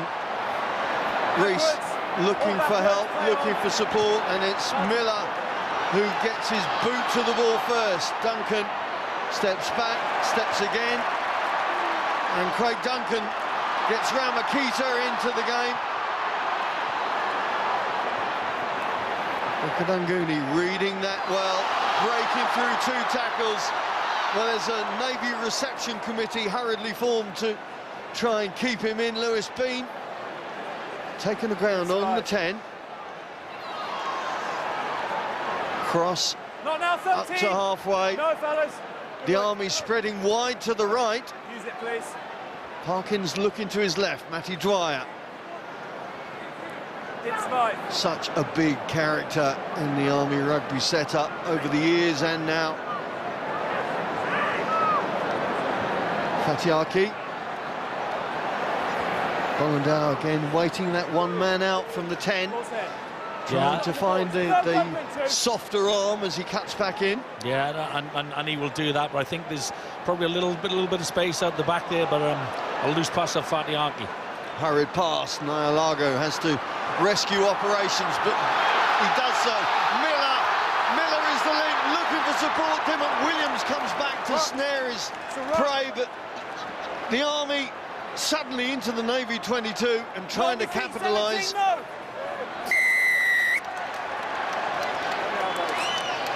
Dimmock Williams, I think, was the man being pinged there. Yes, you know, a great run by Jamie Miller. Made the right decision, I think, not to sort of force the ball. He's taken the contact. You know, I think if they come open, there's probably an opportunity to score there, but Nyalago has gone, you know, around the blind, got the corner. Much as we've highlighted the work of Bollandau, Jamie Miller is the glue. Yeah, absolutely. He's the man that links everything. I mean, very apt there, I know, but lots of the bits and pieces stuff is what the captain does. Yeah, and he makes the right decisions at the right time. Interesting that they've gone to the corner here. You know, we mentioned earlier Gareth Smith coming on. One of his key things this year is the driving ball as well. Oh, the Army immediately off that line out, forcing their way in. Advantage in the side. Bean is up and over. And the Northampton Saints lock does the job for the Army. Well, they have been pragmatic in their work. They got into the opposition 22. Set piece works beautifully, and in the end, it's the second row who stretches his 6'7" frame to score. Yeah, absolutely. It was almost like the repeat of the first one. Boller just up short there from the try line. And we referenced Bean's weight earlier. You don't stop him from a couple of metres at 128 kilos. Again, it was the number 8 who made the initial incursion. The setback was there, and there was nothing that the Navy could do to stop this final thrust. Yeah, I can just see Lee Soper, the Army forwards coach, you know, jumping with joy there. Again, a well-executed move. Well, Matty Dwyer, take a bow, why not? Yeah, you'll have, he's got a big grin on his face there, and so many hookers kicking at this level. Well, Bean's try with the conversion means that for the first time in this game, we've got a 2-score buffer between the two sides. Now the Navy have to respond. Yeah, we referenced the benches earlier. You know, I think we just seen some subtlety here with, you know, Gareth Smith coming on, adding impact in there. Bollandau still doing what he's doing. Rocker, you know, gives that little bit of a threat. So this next score obviously is crucial. Wheeldon again hanging it up, sun in the eyes of Duncan there, but he does well and gets the release in. The Navy boys knew this was going to be a big challenge. They've worked so hard, found a newfound unity, really working together. Ball back. Takali gets them on the move. Reese out to Matavesi, little show and go. Pretty trying to straighten things up for those in the senior service ranks. Huntley and captain move it out to Hayler. Jared Hayler does well, in fact, to struggle his way through those two hefty contacts. Yeah, absolutely. He wins the collision. You know, I think this is 7th or 8th phase now for the Navy. and they really need to retain the possession and you know, force this pressure onto the Army. James bounces off one, working hard, scrabbling through to set up position for his centre partner, Makita. 22 clear. The game moving up towards the hour mark, and big calls from both sides and from the referees as the Army step up offside. Now, what is the call from a Navy perspective when you're looking at that scoreboard now? I think Pascoe, Dave Pascoe, the Navy coach, might be tempted to kick the corner. They'll trust their driving line out. 22. But equally, you know, a shot for the post brings it the corner they've gone. Well, Captain Scott Makepeace has told Nathan Huntley, well, I thought he was about to kick for the line there. Yeah, let's go. And indeed he is. So, a line-out opportunity for the Navy, but on the other side of the pitch there, scrum half, Gareth Rees is hobbling his way off. There he is. That is a big blow for the Royal Blue, but on for his first experience comes Kit Bridgen. He's going to have to rush to get to that breakdown. Didn't give him any opportunity as the Navy forwards muscle up and drive over. And there is the response from the Royal Blue. Just what Dave Pascoe will have called for.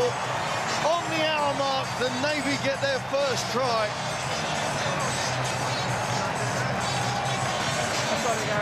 Jared Hayler is taking the congratulations from his teammates. What a big moment that is. Yeah, you know, we called it, you know, they will trust their driving line-out. It's been a Navy threat, certainly for the last 5 or 6 years. Well-executed line-out. The Army initially did well to break it down, but great power, great leg drive from Hayler there, and over he goes. Tough as teak, Marine Jared Hayler, and showing great strength there. No matter how many red shirts were hanging on him, he was not going to be denied. No, absolutely. I mean, you can see there he's got some added weight from, I think it was Scott Makepeace behind him as well. But you'll be pleased with that. And his father, the Army officer, Royal Engineer, he will perhaps be not so pleased. No pocket money this week for Mr. Hayler. Junior, anyway. Nathan Huntley with a very important kick. Doesn't find his target. So, where are we? Army 15, Navy 11. Into the final quarter of this one. Points have gone adrift from the tee for both teams now. That was the third kick from the tee that the Navy have not been able to capitalise on. But is there going to be a moment of excellence, a moment of pizzazz that is going to break this game open? I actually think, you know, we got consider. I think it'll be who controls this last 20 the better. You know, the Navy, arguably, you know, losing Gareth Rees will be crucial to them, I think, because he would have added real experience and real control. But this last 20 and the control, Huntley will have to take, if the Navy want it, Huntley will have to foster around. Okay, good pictures, nice and high, please. Elbows up.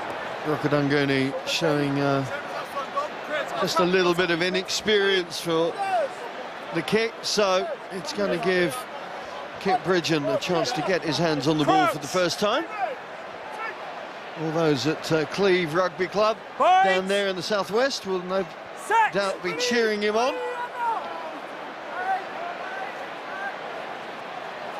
Hayler brought down. That's quick work from Wielden. Matavesi once again happy to do the hard yards. The colour to Carly. Look at the strength of the man. Scored the only try for the Navy here last year. Matavesi and Hayler combining once again. Yeah, the Navy back row, they're just starting to get into the game with some real power there, and in this last sort of 15 or 17 minutes, that could be absolutely crucial. Makepeace providing the focal point for his team. Duncan. Yeah, bring him down, thank you. That's good work from Nyalago. Yeah, he's checked his work, that's fine, come on. Not now, Army, let it come, please. Let it come. Thank you. Discipline, of course, is going to be absolutely critical.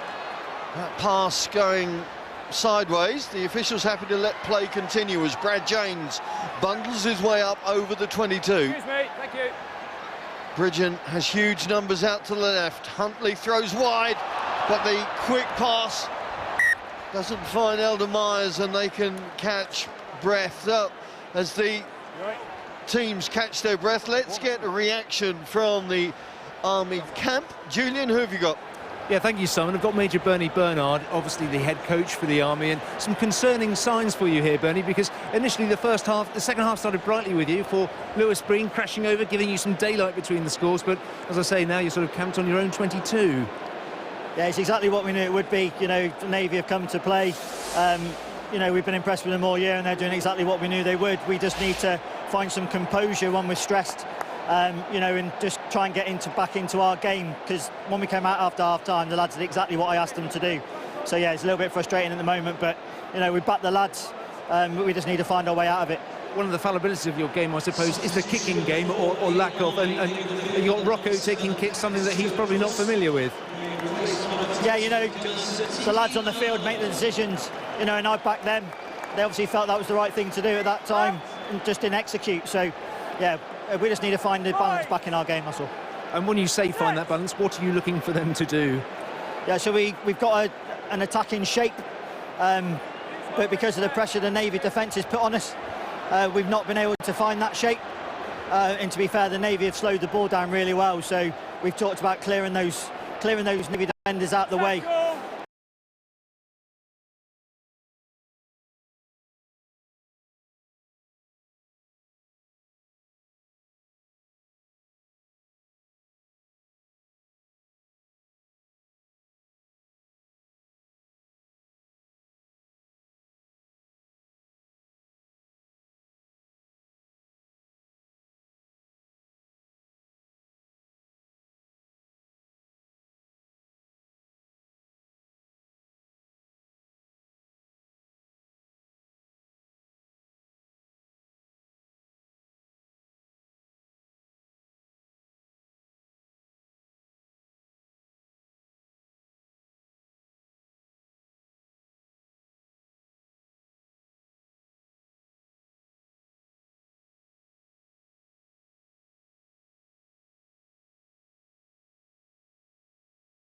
Haven't stopped working all afternoon.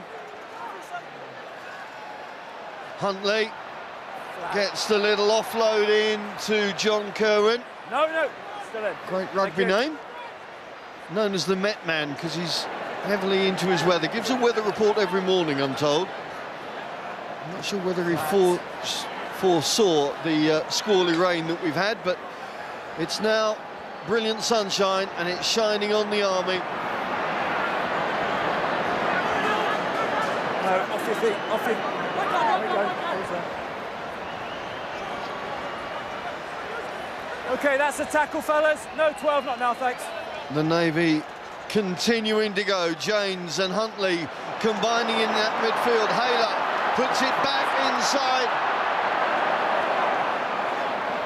Mitch Spencer unable to get any further forward, but the Navy looking to maximise maybe this final opportunity inside the opposition 22.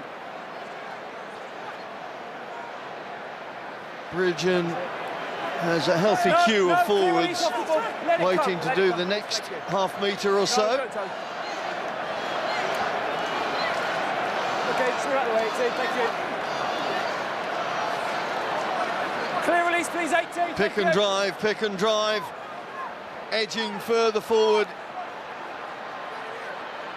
It's not going to make any difference to the outcome of this game, but it will make somebody have a notable signature on this particular chapter of this contest.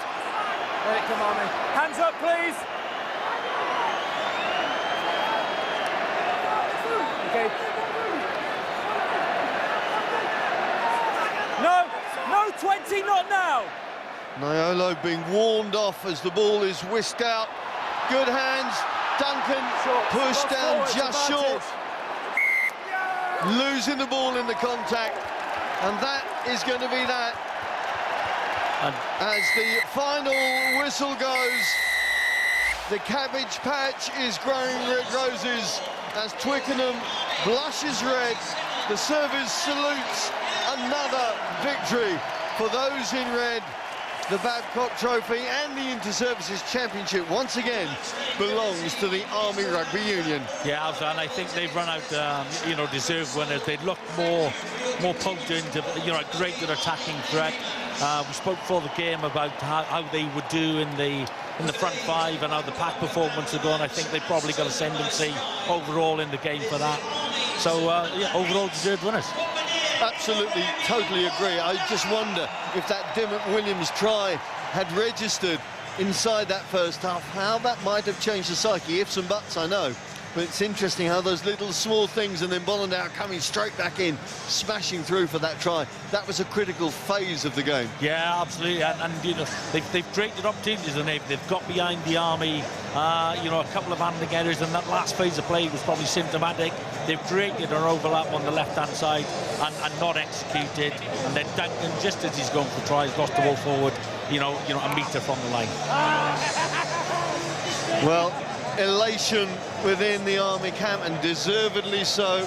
They've worked so hard through the course of this season. They had that big win at Kingsholm 7 days ago that really seemed to set out what they were about this season. And credit to the camp, credit to Major Bernie Bernard as well. I'm sure you've got some feelings for that man. Yeah, he's you know, he's a student of the game, absolute top guy. I'm really pleased for him, pleased for the Army lads, you know, but you know, you've got to give some credit to the Navy. They came here theoretically as underdogs, but have stuck to the game, you know, made a real contest of it, and if they'd have taken their chances, you know, they'll say they'd have had the game. Well, almost but not quite for the senior service. They worked so hard, they looked so good, talking about the lead up to this, that first win in 5 years, I think, over the Marine Nationale.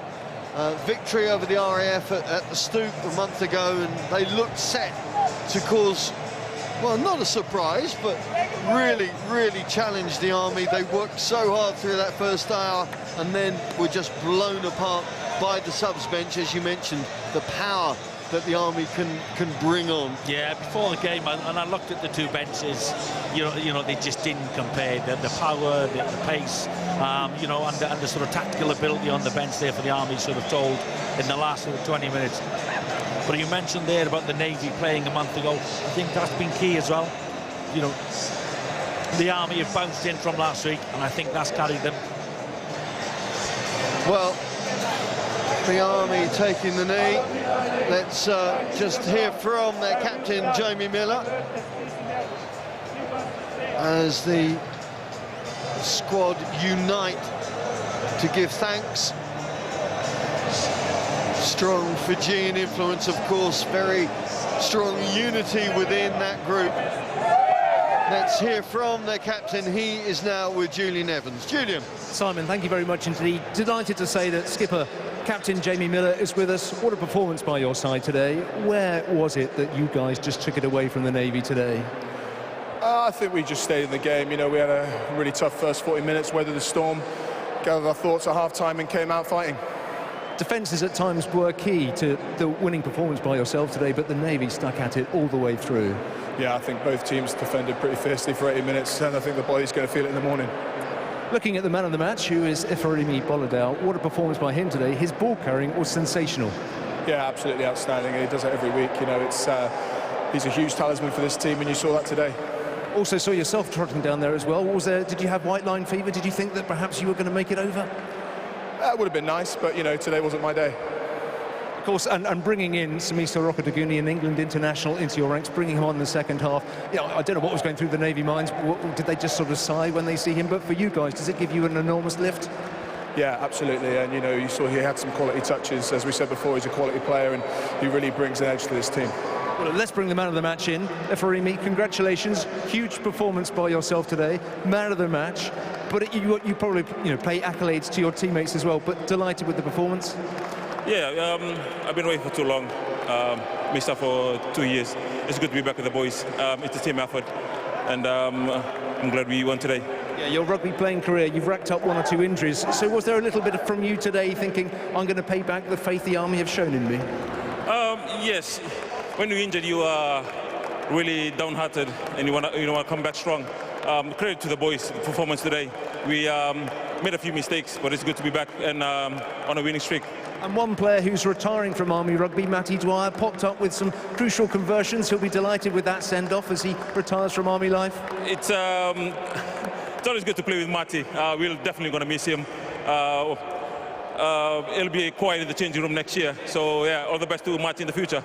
Thank you very much. Congratulations, man of the match. Let's bring in commiserations. Scott, disappointing for you not to come away. You know, we had the chat there with Jamie Miller saying where he thought that the game was won. So from your point of view, where was the game lost today?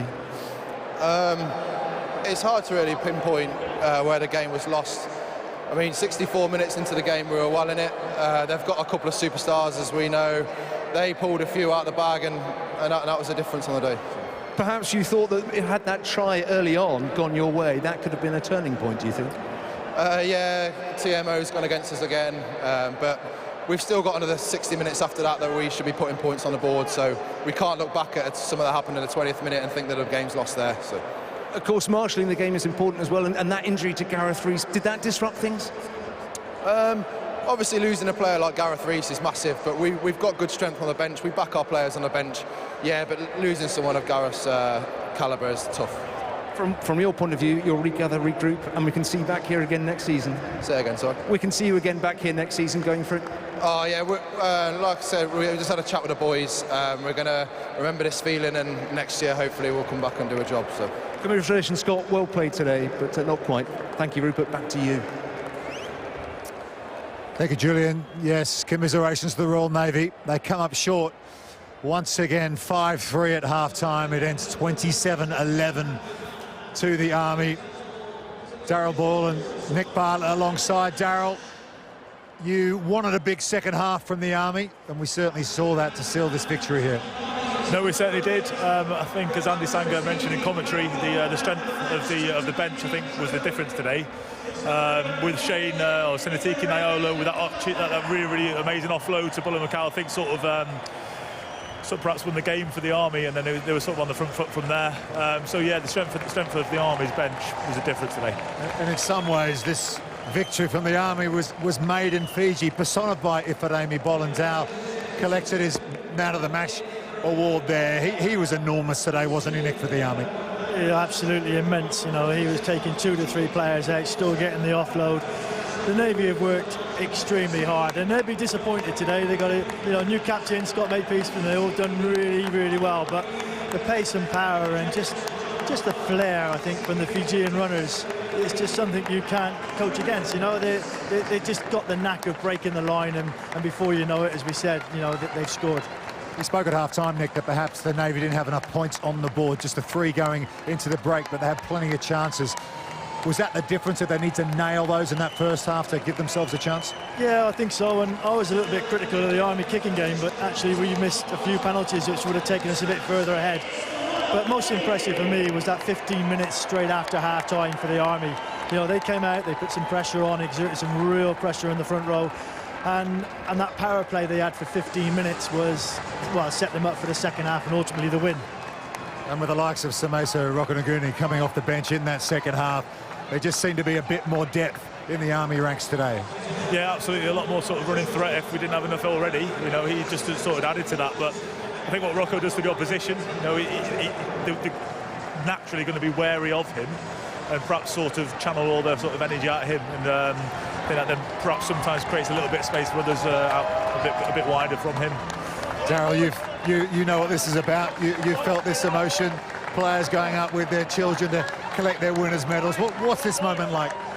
Yeah, it's fantastic. It's you know, walking up those steps, you've got to be careful with your footing, though, with those studs on those that concrete. But yeah, the boys, you know, even Jack Prasad on his crutches there is making it up. But you know, this is the culmination. You know, it's the climax of what's been quite a tough season when you've been away from your family for quite a lot. You know, you put a lot into training, and luckily on this day for the Army, they've come away and going to be able to lift a couple of trophies in a moment. Great moment. Okay, trophy lift standing by. Let's go back upstairs to Andy and to Simon. Yes, special moments for everybody as they make their way up to the Royal Box here at Twickenham.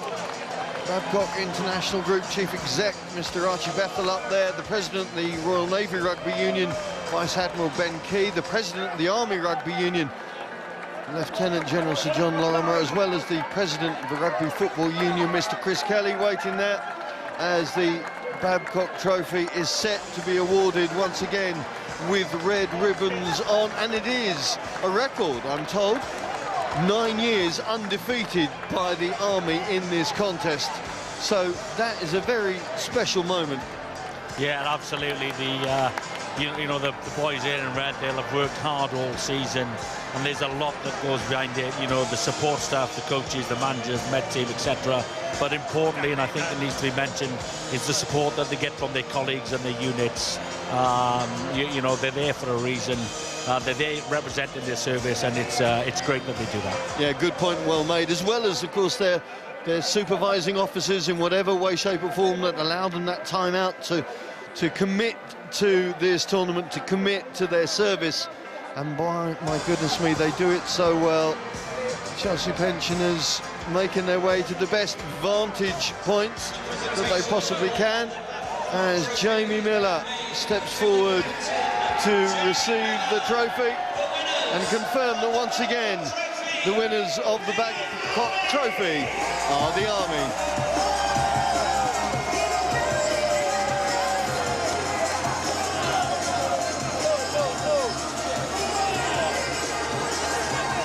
And of course, with that now comes the championship of the inter-services, the 46th time that the Army have won that particular accolade, and deservedly so. Worked so hard.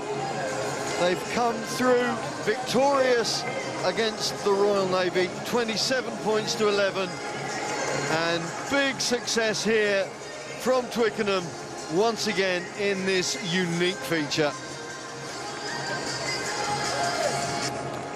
Yes, a record 9th straight game undefeated for the Army in this fixture. It is their 18th win in the Army Navy in the last 20. Not since 2010 have the Royal Navy managed to get one over on their Army counterparts. It is a dynasty in this fixture. And we'll be back here next year to see if the Royal Navy can change all that. Plenty of live sport coming your way as ever. Back here at Twickenham, Saturday, May 25. London Sevens, day one. Dan Norton and England going for their first title in the London Sevens since 2009. Fiji won it last year. They'll no doubt be one of the favourites once again. Finals day on the 26th. England women versus Barbarians women, Sunday, 2nd of June. That's a landmark fixture, that 12:30 p.m. here on Sky Sports, and that's followed by an England 15 against the Barbarians. The Barbarians won that fixture last year with the likes of Joshua Tuisilva and Semi Randrandra involved. 3 p.m. for that on the 2nd of June. Live cricket coming your way as well tomorrow. England versus Pakistan. Big year for cricket, of course, with the World Cup around the corner. 2 p.m. on the Cricket Channel, and the British Masters. Rory McIlroy hoping for a big performance. 3:30 p.m. on the Sky Sports Golf Channel. Well, Daryl, I hate to say it, but it's coming almost de rigueur, this, for the Army, isn't it? The players up there, they almost look like they expect this to happen now, getting a win in this game. You said it was going to be tight beforehand, but in that second half, they looked like they did it in a pretty straightforward fashion. Yeah, I mean, that's certainly not the case with the Army over the last sort of few years, obviously with the RAF sort of stepping up as well, and the Navy stepping up. So it's this is going to be a real sweet fixture for the Army. Obviously, weren't champions last year or the year before that. Well, they were the year before that. So, you know, to get a team together, to produce what they've done today and to get that win is absolutely huge. And I'm sure they're going to have an amazing night tonight. Yeah, absolutely, why not? What's it going to take for the Royal Navy, Nick? I mean, it's a hard question to answer, isn't it? Because it has been a long time now since 2010. But do they need to do something different? No, I don't think so. They just need to keep battling away. And you're right, since the turn of the century, I think we've won 3 times, and I was that in 2001. And we've won sort of twice since then. But we've just got to go back, you know, and just keep working at it. You know, you've got some young boys all coming through, you know, and it will come. It will come, and it's a great occasion. The Joe public will all go away now. Wait for the tickets to come back out in November. work will start straight away. Dave Pascoe will be straight back onto his teams around the fleet, looking at new guys coming in and improving the side that we got, and we'll be here to compete again next year. Okay, two of the big performances for the Army, especially in the second half, were Lewis Beam and Junior Buller-Macau. They're live now with Julian Evans. Yeah, thank you, Rupert. I feel like I'm standing in a hole next to you, Lewis, but this time next year you will be a Premiership player, so fine send-off for you going into the next campaign, this time in Arley colours and coming away with a try as well. Yeah, it was absolutely brilliant for me, to play today and get the try. The Navy worked as hard, we came with a great game plan, and, we just had to bring it up front and just go for it, really. Well, of course, it wouldn't be an Army win without Junior Buller-Macau scoring a try as well, so that trademark dive you put to one side because you had to put your serious head on. Yes, it was. Obviously, we kind of came out second half.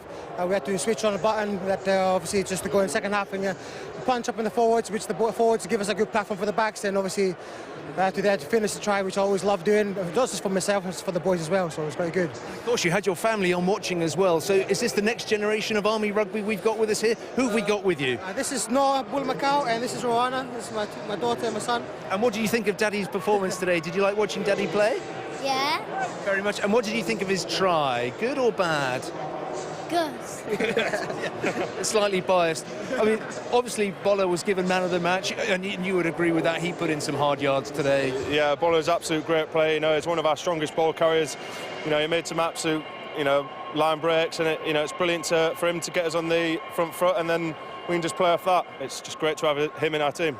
And for you to welcome Rocco back into that back line, it really does give you that little bit of extra special. Yes, it does. Obviously, just not confidence-wise for the boys. That's just new caps. It's just going to give us just that energy, and obviously moving forward as well, that we can obviously relax and in the backfield. So we're all happy to have him back. Gentlemen, fine afternoon's work. Go and enjoy yourselves. Thank you very much. Rupert, back to you. Thank you, Julian. Yeah. Junior Buller-Macau and Lewis Beam. You mentioned Lewis Beam, Darryl, before kick-off as being a key player. He's a full-time pro with Northampton, of course, these days. It proved that way. Yeah, no, he does. I mean, his experience now that he's got, his size and his ability just to carry hard and get over that gain line is absolutely critical for the team going forward.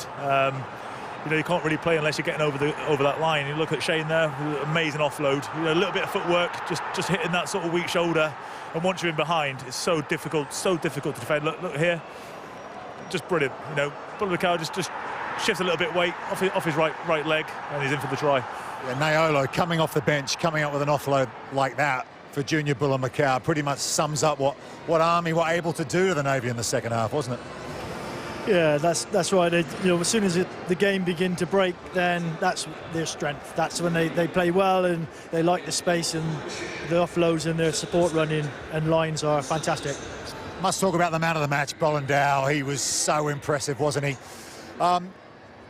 He looked like he had the bit between his teeth today. Julian suggested he had a point to prove because he's been out of the picture for a while.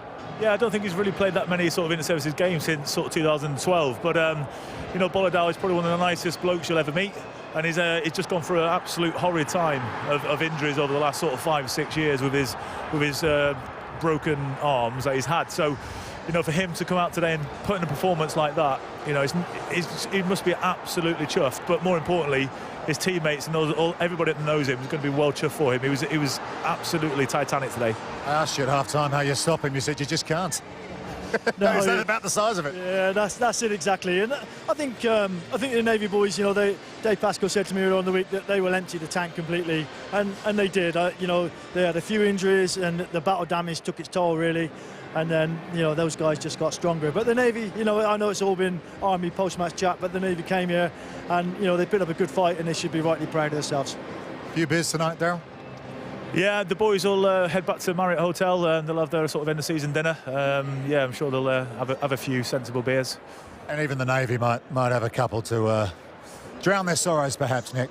Yeah, they will. They'll go back and they'll enjoy. They've had a good season apart from this last game, really. 7 wins, and they'll enjoy being together because tomorrow they'll be back in the fleet, back in the regiments and units, and back to work. Thanks, Nick. Thanks, Darryl, for all your thoughts today. It's been a big win for the Army Navy. Let's get you up to date with the other live rugby coming your way this weekend. Super Rugby, of course, as always. Haguare Stormers, 8:35 tonight. Lyon Bordeaux, the first of a doubleheader from the top 14, early 11:25 tomorrow morning. That is followed by the Paris Derby, Racing 92 against Stade Francais at 3:45 p.m. So the 102nd Army Navy has again been won by the Army. They really do have a stranglehold on this fixture. The live rugby is not done today. We are going to cross live now across down to Vallis Way for the Champions Cup final between Ealing and London Irish. Over to you, Jimmy Gemmell.